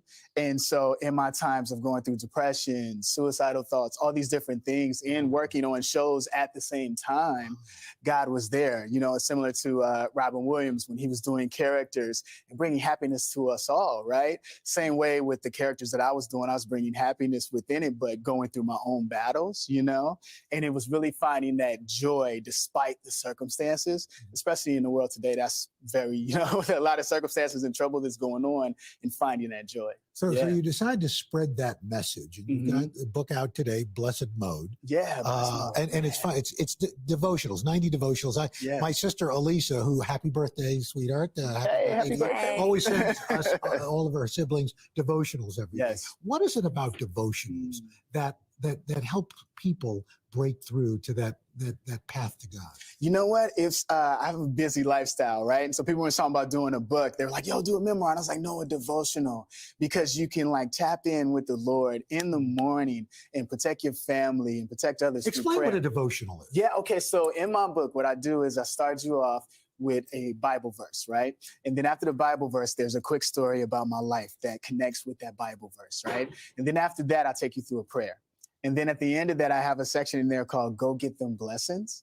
And within that, I have you apply it to your life. So if we're talking about forgiveness, I have you forgive a coworker or forgive someone in that moment of what you read that day. Yeah, and every day is a different story, a different Bible verse. And it just gets you ready for the day. It's like a pre-workout, for your spiritual self. Yeah. And so I guess what you hope people that they take from the book is sort of this workbook almost, right? That you sort of tackle one obstacle that you're going through a day? Yeah, well, you work on your physical self, your mental self, but you also need to work on your spiritual self as well. And all of that together, and your spiritual self will help all the mental and the physical. And so it's really working on everything, your whole, your heart, being kind. Yeah. It's been it's hard to believe, but it's been almost 30 years since all that first. Crazy, right? I mean, and I'm wondering, have your kids seen the show and what do they think? Oh, they love it. I'm happy I'm on a show that the kids enjoy. So my older kids, they experienced it. And then we brought the show back. Keenan and I were producing in 2019. So my youngest one experienced it. And I just love it. And my youngest one wants me to do Good Burger like all the time. I'm doing bedtime stories as it is. Could we see a Good Burger reboot? You know what? We've been talking about it. Keenan and I, we're all about it, but we're letting, them work it out contractually and all that stuff like that. But yeah, me and Keenan, we're down. Yeah, that would be exciting. And you're also hosting a show called Deliciousness, which is a spinoff to the show Ridiculousness. Yeah. And you actually I heard you had a fail of your own in real life, right? Because it's about food fails. It's about food fails. We get to sit on the couch and laugh at people failing, trying to do recipes. And it's so much fun. And, I was Netflixing and grilling. And so never do that. I was wait. Watching. So I love the barbecue. So I'm grilling, right? And then I had Netflix on my phone. And so I'm watching that. And then I go back to the grill. All the meat was just gone, burnt up because I'm all into the movie. That is literally the opposite of Netflix and chill. Right. Totally opposite. Food fail. Food fail. Exactly. Yeah. Well, thank you so much for being here. Thank And you. congratulations on the book. It's called Blessed Mode and it's out today. That's right. Merry Christmas, sir. Oh, Merry Christmas. Happy holidays. Hey, thanks for watching our YouTube channel.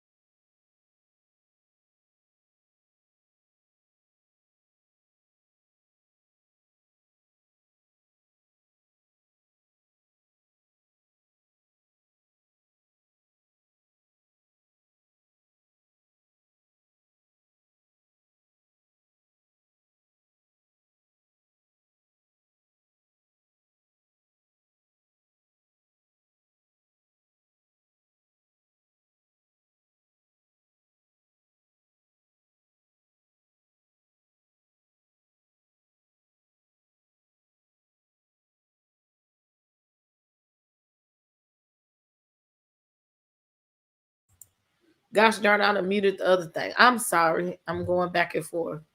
I know I'm at the end. Well, yeah, I appreciate you coming. Look, I'm going to say this again. I done told y'all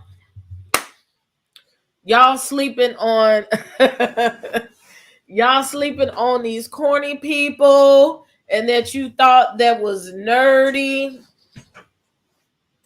Because I'm trying to learn how to navigate this. It was an echo earlier. So I had to learn that I need to mute myself while we're playing it because it's double hearing. So anyway, maybe if I mute that one and keep myself unmuted, that'll work. Okay, child, I just figured it out. And so look, y'all be thinking these people is corny or whatever. Y'all think about what's his face? Russell Wilson, Nick Cannon, and y'all look down on these people and you think nothing. And look, they grow up and they so handsome. He's just living his life really good. You can see that he's living good. He looks so good and he just looks so peaceful, okay? You have to wait a second, Kathy. He looks so good, and and also somebody's messaging me. That's messing up my phone. I mean, my computer. He looks so happy. Yeah, you better find you a corny man, because I'm gonna tell you, they all got them kids. They blowing some backs out, okay? So y'all stop counting off when y'all get old. Now y'all looking for them, and y'all didn't want them when they was young, and they was looking for you, okay? Now they done got somebody, and they lucky, the lucky lady. Okay, now he passed. I told you the men who love the Lord, honey, they do something. Know they God know who they belong to. They're going to do something to you, okay? They're going to blow your back out. Don't find no fake person that love the Lord, but find you a real man that worship God. He going to worship your body too. Okay? I mean, yes, I saw, I was like, man, he just looked good. He ain't got no age on him or nothing. It's just the happy and the joy coming from the inside. I'm here for it. Come on, Kel. So what I was going to also say is, I told you, just as much as I can be dirty, I can be clean. So y'all said, well, we should maybe read the Bible every now and then, or some scriptures or something is more edifying to your spirit. According to me and Chitu, you got to find the right one. I'm thinking, what if I buy this devotional and we all support us some Kel? Okay. You could buy the devotional if you want to, but I'll buy the devotional when it comes out. And we could read the devotional sometime. That means I have to get my ass up and read it, so I might not be on camera all the time.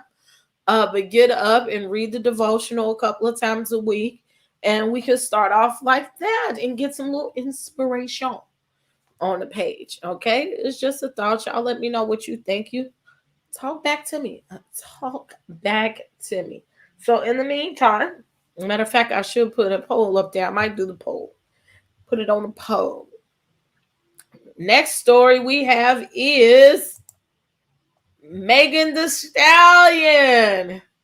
All right, Megan Thee Stallion has graduated from Texas Southern University Saturday, December 11th, with a Bachelor's of Science in Health Administration. Okay, and I'm gonna tell you, she made sure y'all knew that she was graduating. She had 50 graduation pictures. I'm glad she didn't have none with the thong out there in front of the TSU, but she let y'all know she was graduating, honey, and she took us all with her. So let's just watch this real quick. Cum laude. Luande Bonilla.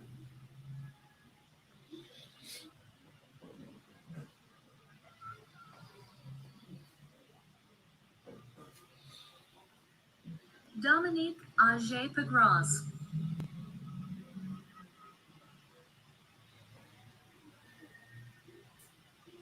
You petty. Megan Pete. Look, everybody know Megan. You didn't even know Megan. Look how tall she is, honey. Child.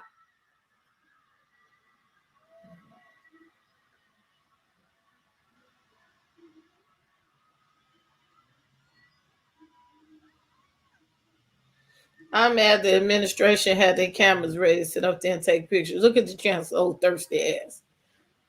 A selfie. I wonder what she had on the top of her hat. Look at it. He's like, yeah, I got me. Chat. I got me a picture with Megan. I'll lose my damn job, but I don't care, honey. I did that shit. Look at Partisan Fontaine. He's like, no, ma'am. Mm-mm. You get your little 2 cents on. Get your ass on, okay? Congratulations. Congratulations to Megan Thee Stallion. Thank you. Without the thoughts. Okay.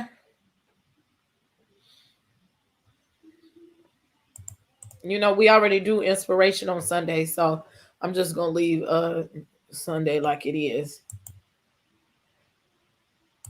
And this next story I haven't fully read, so it is what it is. We's going to read it together because it is a breaking news. Yeah, and from HBCU, she stayed at home and did it. He was, thank you. I'm just crazy, a little crazy. That's why I'm funny. So Flavor Flav is fortunate to be alive after a fallen boulder nearly crushes his car. There's come on, Versace. I was from last night. Gone somewhere. Block. I don't want none of this shit. Okay. I put the Versace robe on my wish list. Now it's haunting me. Okay. A heroin accident. Flavor Flav was almost seriously injured after a boulder fell on his car while he was driving from Las Vegas to Los Angeles. The rapper, 62, was on the road on Tuesday, December 14th, when a winter storm caused a giant rock to roll down a cliffside and onto the right side of his car. A photo obtained by E! News shows the front end of the musician's white Audi smashed in with a shattered windshield. He is very fortunate to be alive and realizes it was an extremely close call. The Flavor of Love alum's manager told E! News that in a statement on Tuesday, it was a boulder approximately 5 to 6 feet in diameter. After the incident, the former reality star told TMZ that he came very close to death and he is super grateful to be alive. He has since arrived home safely. His totaled car, meanwhile, was towed away from the scene. The Public Enemy co-founder made headlines last month when he attended Pete Davidson's 28th birthday party alongside Kris Jenner and Kim Kardashian. Celebrating my adopted son Pete Davidson's birthday with the legends Kim Kardashian and Kris Jenner, the New York native wrote via Instagram at the time. Pete, I never took a clock off my neck to give to someone, and you will be the last person I do this for. Looks real great on you. Happy birthday. The Surreal Life's alum, who is known for his signature giant clock necklaces, let the Saturday Night Live star borrow one for the birthday photo shoot. Though Flavor Flav's attendance was surprising, fans were also interested in the fact that Kardashian, 41, was by the comedian's side for his November 16th celebration. The duo were first photographed together over Halloween weekend, just weeks after the Skims founder made SNL hosting debut. Okay, I don't give a fuck about Kim. They parlayed this into a Kim Kardashian fucking somebody. Come on now with this spam, okay? I don't do this on my computer now. It's gonna pop up, block all them pop-ups. So they made that Flavor Flav done lost his life and they found out a way to make an article about Kim fucking somebody. Interesting, okay, but it's fairly interesting how Flavor Flav had a near-death experience, and that's one of the least. Child, you see what that man looked like and all the hoes he slept with, and moreover, I want to know. No, girl, I put the Versace robe. We was talking about the Versace robe last night in the chat, and we put the Versace robe, the pink Versace robe, on my wish list for Christmas. They stole the robe from Dennis, so that's what we were talking about, the Versace robe, and now they got me spammed. Flavor Flav done so much. Moreover, he's driving an Audi, and I want to know, where is he making his money from? He got 50 kids that he got to pay child support for, and he still got enough money to get an Audi. What is he doing? Because I need to know. I need to figure out, okay? If it's not a rental, because I know these people are shaking his ass down. It got to be. They got to be. Okay. Now we're going to look at this thing here, this story, and I got it up on the good old Instagram. It's time for our dear Cardi B. Cardi B, okay? All these messages coming through. Cardi B and her freaky ass pictures, which I will make it big shortly. She is wishing her husband a happy birthday. Offset celebrated his 30th birthday on Tuesday, and to mark the occasion, his wife Cardi expressed her appreciation for him in a sweet tribute. These people is only 30 years old. Child, they look old. Alongside the series of throwback photos and photos of the couple, Cardi, 29, thanked him for being a loving father and husband. Happy birthday to my husband and best friend and baby daddy. She started the post. I'm not going to read it because I'm going to read it when I make it big. But the Up rapper continued, I'm so lucky to have you as a partner raising our beautiful kids and blah, blah, blah, blah, blah. She concluded the caption, writing, I love you, turning up tonight and next week for your party. The couple who share culture Kiari 3 years old, and a 3-month-old son whose name has yet to be revealed, got married in September 2017. Last fall, Cardi filed for divorce, later stating it was to teach him a lesson following infidelity allegations. In November, Cardi told host of E's Daily Pop that she's happy she and Offset worked through some of their hardest obstacles in her marriage. Last September, she briefly filed for divorce. We went through some challenges, but you have to learn about each other better, she said, and I feel like I've never been happier. She added, I feel like not even with just the marriage, but our family and unity, the friendship that we have. And I have your back and you have my back, and it's never been stronger. A few days before, while on Good Morning America, the singer said Offset had been very hands-on father. He is definitely hands-on, Cardi said during the interview. Sometimes he just gets too hands-on. I'd be like, listen, I got it. I know what I'm doing too. This ain't my first rodeo anymore, she joked. So this is that.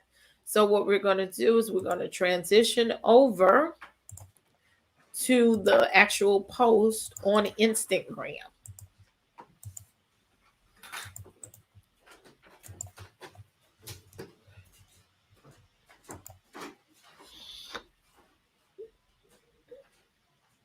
They call him a reality star like he wasn't respected rapping before VH1. Yeah, but you know, again, you're not recognized till the industry recognizes you, and all the light-skinned people do. So that's why they say that he made more money probably off of reality than he does rapping. The number one greatest hype man, okay? Yes, they leave me hanging trying to participate. Okay, and so this is Mrs. Cardi B with her whole booty out and her husband. Where they be coming from with these pictures though, Jam? Happy birthday to my husband, best friend, and baby daddy. I love you so much, and I'm so proud of you. We have overcome so much together. I love the man that you're becoming, and the father. I love the father that you are. Thank you for always being there for me and for being a great confidant and advisor and for never allowing me to sell myself short. I'm so lucky to have you as a partner raising our beautiful kids. You have so many projects and businesses that you are managing and leading, yet you have helped me so much in this journey with our two babies. May life keep blessing you and you continue to thrive. I'm so excited for the world to see what you got coming. Ew. I love you. We turn it up tonight and next week on your party. Yeah, ew. Okay, so here goes the picture.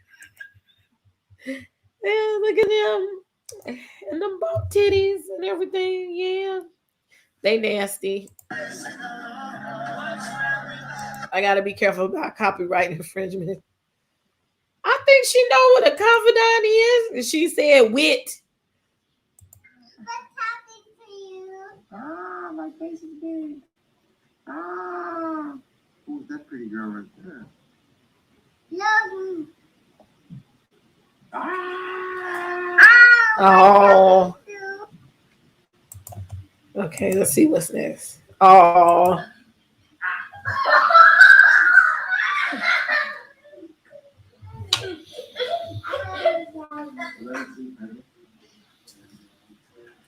Let me see the surprise.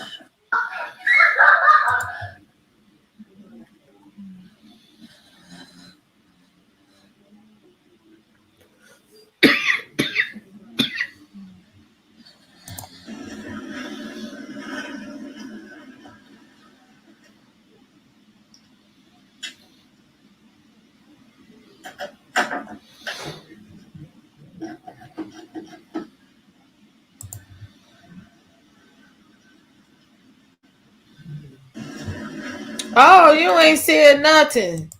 I'm just sitting here looking. Oh, why didn't it? It wouldn't move for you. Why? That's weird. I'm moving it inside the. the thing down there to the thing. I don't know. Oops, because I'm moving the wrong page. Oh, I'm fucking up seriously over here. Okay, so that's with the kids. That's him with the kids. Ah, who's that pretty girl right there? That's Culture Kiari. My tummy too. That's another baby.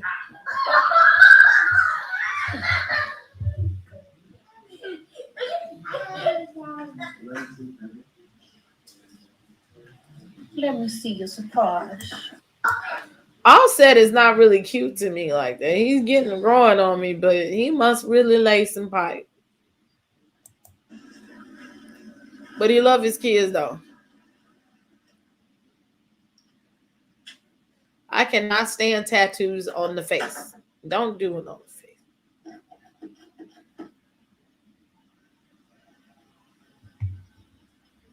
So he got about 15 kids and things. So he doing what he do.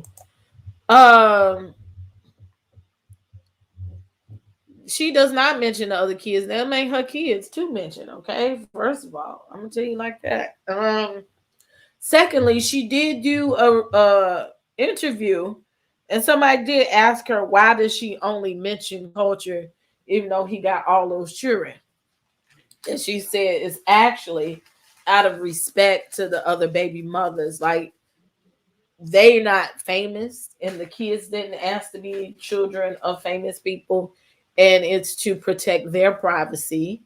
And she says she would never mention the other kids if it wasn't under the guise or permission of the other baby mamas. And so that out of respect and just to make sure that she protects all of the children, that she only puts out Culture or her kids versus Offset's other kids. She doesn't mind putting them out. She takes care of them as her own, but she doesn't want to put them out there without the permission of the mother, and that's to protect the children. So yeah, that's why you don't see the other children. So thank you for my impression. Next week, again, if you're coming in late, please press that like button. Help a sister out. Join the channel. Subscribe to the channel, okay? Subscriptions are free. I need your support, okay? Support a Black business. That's me. I work hard. Y'all don't know how many man hours it takes to prepare these stories and this news, okay? And I'm not giving you 5 and 6 stories. I'm giving you like 20 stories, okay? So look out for a sister. At least press the subscribe button, okay? And like it. Thank you very much. Also, let's not forget that the channel needs your support. You can send a super chat, or you can send a cash app, or you can send a PayPal, Venmo, or Zelle to info@hausoftheeprincess.com and help a sister out, okay? And then don't forget to follow me on social media over down there to the Instagram, House of the Princess, and Princess AV on Facebook. And I do have a Facebook group that I'm about to get back popping. It used to be popping. And if you look up Facebook House of the Princess, you'll find the group there as well. And I just might let you in, okay? And now it's time for a YouTube news, okay? I don't have a lot of YouTube news this week, but I got something. She said, I stepped away, made a cup of coffee 44 in the chat. No sound, pretty nice chance. It's just a pity chance. In the middle of a 40.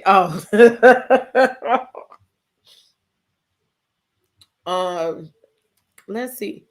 I saw a story. On my phone vibrating. I got it between my legs at the moment. I didn't know that. I'm glad it wasn't far up, okay?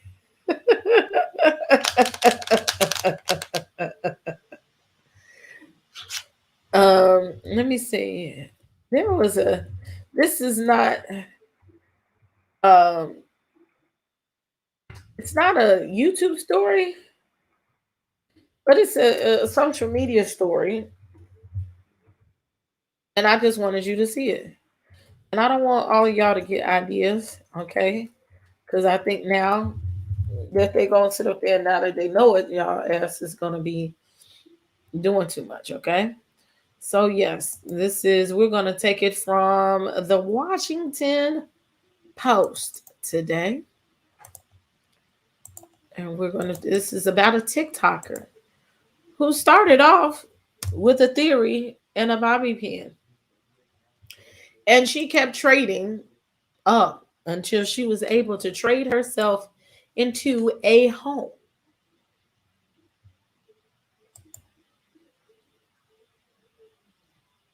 Look, y'all already over there. That's with my phone going on.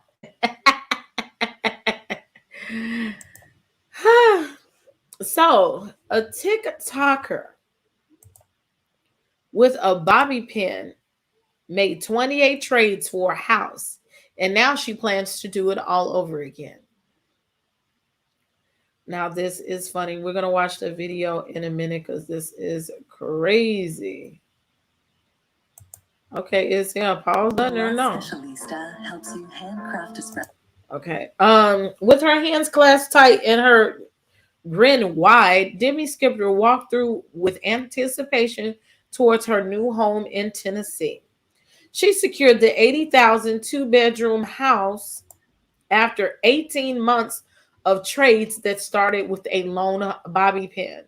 This feels so surreal, Skipper 30 said in December 12th TikTok video, "I've done it." The Trade Me Project TikTok account, which has racked up 5 million followers and nearly 64 million likes, chronicled the dramatic ups and downs of trying to fulfill a goal Skipper set for herself in early months of the pandemic. Her 28 trades included a vacuum for a snowboard, an Apple TV for Bose wireless noise-canceling headphones, and an iPhone 11 Pro Max for a 2008 Dodge Caravan. She dealt with closed borders, a bungled diamond valuation, and a naysaying commenters along the way. Despite those hurdles, Skipper says she's not quite done with the trading game. She's going to do it all over again. "We are fully renovating the house, and then whenever that's done, my plan is to actually trade the house for a bobby pin," she said with an interview with the Washington Post. "I'm going to give the house away to somebody who really needs it." Skipper, who works at Cash App, the mobile payment device, was quarantined in her San Francisco apartment in May 2020 when she was inspired by a 2015 TED Talk on YouTube. It was a video of Kel Mitchell, a Canadian blogger who in 2005 made 14 trades starting with a red paperclip until he landed a house. As she watched McDonald, Skipper searched herself to see if anyone else had pulled off similar trades in years since. No one had done it, Skipper said. So immediately I was like, I'm doing this. I'm going to be the second person. So she kept the goal quiet, not even telling her husband. The experiment was for herself. She said that she would follow the 2 rules: no trading with people she knew and no spending money. Skipper also kept a video diary of her transactions to post on TikTok. She didn't expect anyone to follow along, but suddenly a video chronicling her first 2 trades, a bobby pin for a pair of pink earrings and 3 margarita glasses, started gaining traction. The TikTok now has over 30 million views. I went to my husband. I'm like, I think I've done something, and I think people like this, she said. And at that point, I think they were like 1,000 followers, and I was already mind blown. Within the first few weeks, Skipper's videos got millions of views. People who discovered her journey at, say, trade 10 or 11 wanted to go back and watch from the beginning, she said. Skipper spent hours on each trade, dedicating her mornings and evenings to messaging hundreds of people on Craigslist and Facebook Marketplace just to only receive countless not interested responses. She scoured online sneakerhead groups and posted an electric bike food cart she eventually scored in groups for street food vendors. "I ended up finding a guy in North Carolina who was telling me his dream was to sell ice cream on the beach," Skipper said. "And I'm like, do I have the right item for you, sir?" Her 28 trades included 4 cars, 3 pairs of sneakers, a MacBook Pro, a Peloton, and a tiny cabin on wheels. She crowdsourced the help from followers throughout the country. some of whom stored the vehicles in their garages or connected with their people interested in trades. There are so many bad things going on that the world has been such a tough place that's sort of cool to have this bright spot of knowledge, knowing people are generally really good, Skipper said. The last trade before the house turned out to be the most difficult. It involved a Chipotle celebrity card, which was given to a select group of super fans for a year's worth of free food. The woman interested in a card, whom Skipper called the #1 Chipotle fan I've ever met in my life, lived in Canada and wanted to trade a trailer worth of $40,000 that was equipped with solar panels and a Tesla Powerwall, a battery system that stores solar energy. But closed borders and paperwork backlogs stalled the trade for months. As she waited to move the trailer into the United States, Skipper sorted through house trading offers. She and her husband were willing to move anywhere but wanted a single-family home. A woman in Clarksville, Tennessee, a small town about 50 miles northwest of Nashville near Kentucky border, reached out offering the trade to a 750 square foot home she was flipping for the trailer. The house itself is cute and small, Skipper said, and it has a giant backyard. After the home passed inspection, Skipper and her husband traveled to Clarksville the day after Thanksgiving to see the place in person. I just didn't believe it was going on to be the last trade. It was going to be the last trade. Like, part of me was even getting on the flight when I was like, this is too good to be, like, something is going to happen here, Skipper recalled. The couple plans to move in January and start the home makeover. A sponsor, which Skipper said she hadn't publicly disclosed, is offering to cover the renovation. Once those are done, she will find someone to trade the house for a bobby pin and try her luck a second time. It is going to be so special to be able to give it to somebody and then also start my journey all over again, Skipper said. Skipper has learned a lot over the past 18 months, she said. In the early days, she credited her trades to good luck, but now recognizes that her perseverance allowed her to pull off the 28 transactions. And she's ready for the next challenge. There's literally like no other person that's done it once, but there's nobody crazy enough to do it 2 times, Skipper said. So I'm going to be that one person that does it twice. I'll put a link up.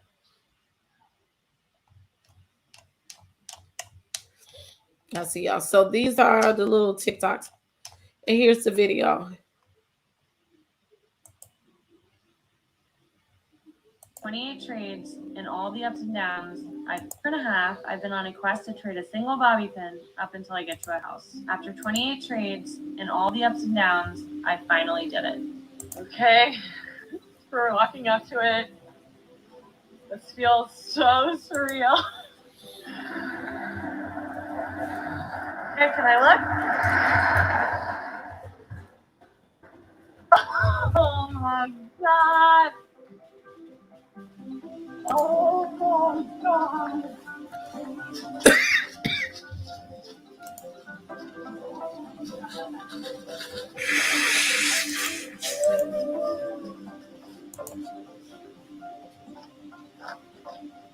I can't believe this. A year and a half of trading a single bobby pin until I get a house. And I've done it. And look at it. This just shows you it's possible. Oh, that's deep. Okay. I found Let me turn the volume. Okay. Y'all do what y'all doing over there. And here's the TikTok. So earlier this week, I started my journey to trade a single bobby pin for a house. In 2006, someone did this exact same thing, but for a red paperclip all the way to a house. So I started with this paperclip and earlier traded it for a pair of earrings to a girl on Facebook. Then traded those earrings for 4 margarita glasses. Pretty nice ones too, honestly. Throw me a follow and watch me trade my way all the way to a house. Interesting. For the last year, I've been on a quest to trade a single bobby pin up until I get to a house. I am so excited to let you guys know that I've officially made my new trade, and it's worth $40,000. In my last trade, I traded 3 attractors for a Chipotle celebrity card, which gives its new owner unlimited Chipotle for an entire year, starting from the day they get the card. This trade, like so many others, was a tough one. So I got to work until I found Alyssa. Alyssa runs a sustainable flower company called Ladybugs and also happens to be one of the biggest Chipotle fans I've ever met. This trade was harder than most, given that Alyssa was in Vancouver, Canada. I spent weeks working on the paperwork just to get this trade across the border. But even with all the logistics, I knew this trade was worth it. So I traded the Chipotle celebrity card for an off-the-grid trailer worth $40,000. The trailer is incredible. It runs all of its power completely. Oh, I want that. It has a Tesla Powerwall 2 worth $10,000 alone, solar panels on the roof, a full walk-in fridge, and plenty of space. This thing could be a backyard office, an off-the-grid Bitcoin mining space, or even a camper. I'm still finalizing the paperwork to get the trailer into the US, so if you're in Canada and you're interested in trading, let me know and let's get this house. Well, all right then. Where can you sign me up there, honey? Child. Okay, where the y'all still talk, that stuff sound crazy to me. So yeah, I will look at y'all requests when I'm done with this.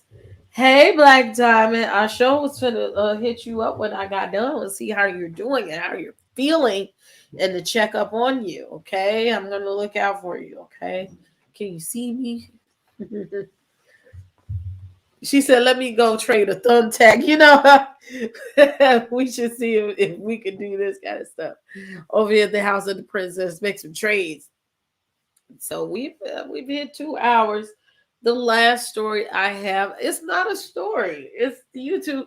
I've been out the loop because I've been kind of busy and I've got all kinds of stuff. Y'all see me keep rubbing my nose. My nose is red. So I feel that now that I've gone beyond. I've taken my Allegra for the day and I could take a Benadryl. I'm going to go to urgent care and get some damn prednisone or something so I can stop sneezing and coughing and carrying.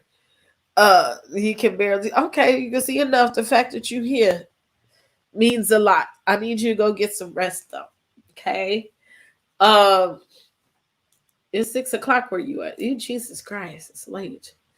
I'm going to go urgent care, get some things so I can stop itching and things. Okay.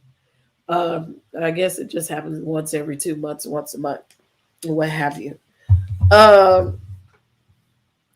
This stuff on YouTube, I wrote down that Danny exposed Nosy Ho and Tales from the Cult as she's winding down her series of videos. I want to say that I saw the Nosy Ho video over there when she put it up there, and let me tell you something. First of all, we don't know each other. We do feel each other's spirits. We, support each other, don't support each other, fight with each other, whatever you feel about people. You follow some people and don't follow others. But Nosy Ho did cross the line. And she talking about a baby needed to be not here. That was kind of foul. That was foul. Okay. So she put that up there. If you want to hear the whole story, it was on Nosy's channel. But I heard that her channels are not up anymore. None of them. So, but I think there are just some lines you don't cross with anybody. And then there's Tales from the Cult. Apparently, Sean Davy Way infiltrated her OnlyFans and put out her videos from her OnlyFans because so she wouldn't get any money from her porno business. So that's out there. Then you have, I didn't even watch these episodes yet. You have the Alliance has come together, which wants the two Candies people were trying to draw them apart. And I'm going to tell what I heard about it, not necessarily what I know. So I'm not going to speak too much because I don't know. Candy Washington and Candy Shop. People used to try to pit them each other this summer, but they have joined forces and they're on each other's channels a lot. They give commentary together, and they have a third, Cardi B. So they got a three-way good girlfriends thing going on, and they'll be giving videos. I do not know what happened. Apparently they're into it, maybe with All About the Trees and some other folks. And so Deb's name has been thrown in there. I heard that there's on the video, it's been since cut out, that one of them, well, a person, I won't say their name because it was alleged. I didn't see with my own two eyes. They brandished a gun on camera. And so that's unfortunate that the threatening and stuff goes back and forth with one another, that it comes to that.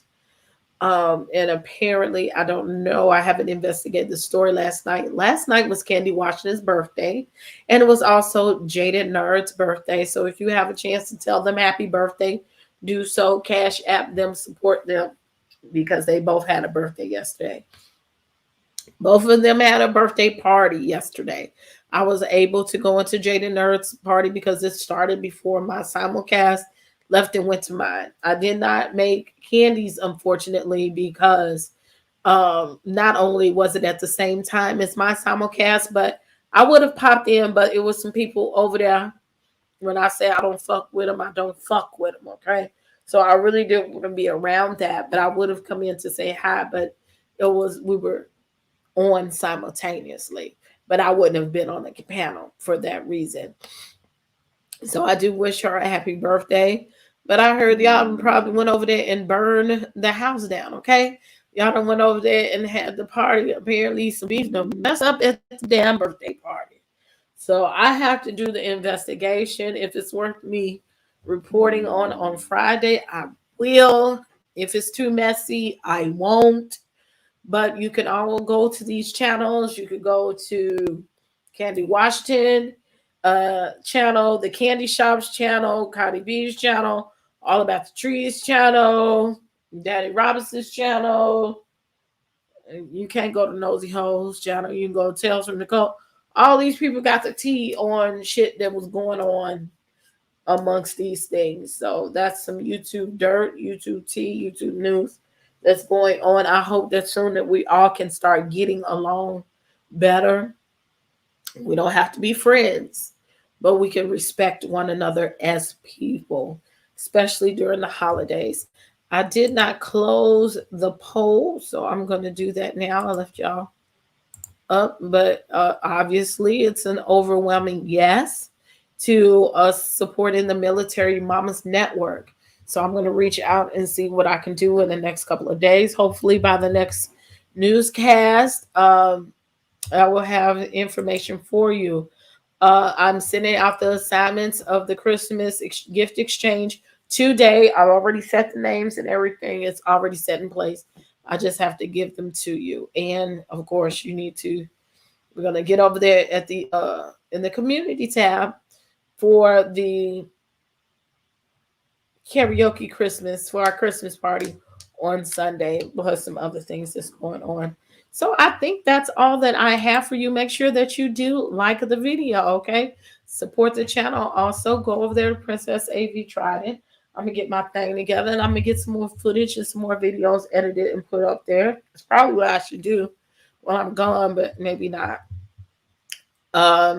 Make sure that you're subscribed to Intimate Dutchess channel, Intimate Dutchess, a website for the lingerie. We had a meeting earlier. And again, today's episode was sponsored by Gems. I kind of really like this. And I usually work on orders today. I'm going to work on inventory. But we're having a little detour today. So I got to go to the doctor real quick and see what I can do to get myself together. So hopefully if I feel up to enough, I get everything done this evening and stuff put on the website. But I'll definitely do a flash sale this weekend so you can order your stuff by next week and get it for the Christmas holiday.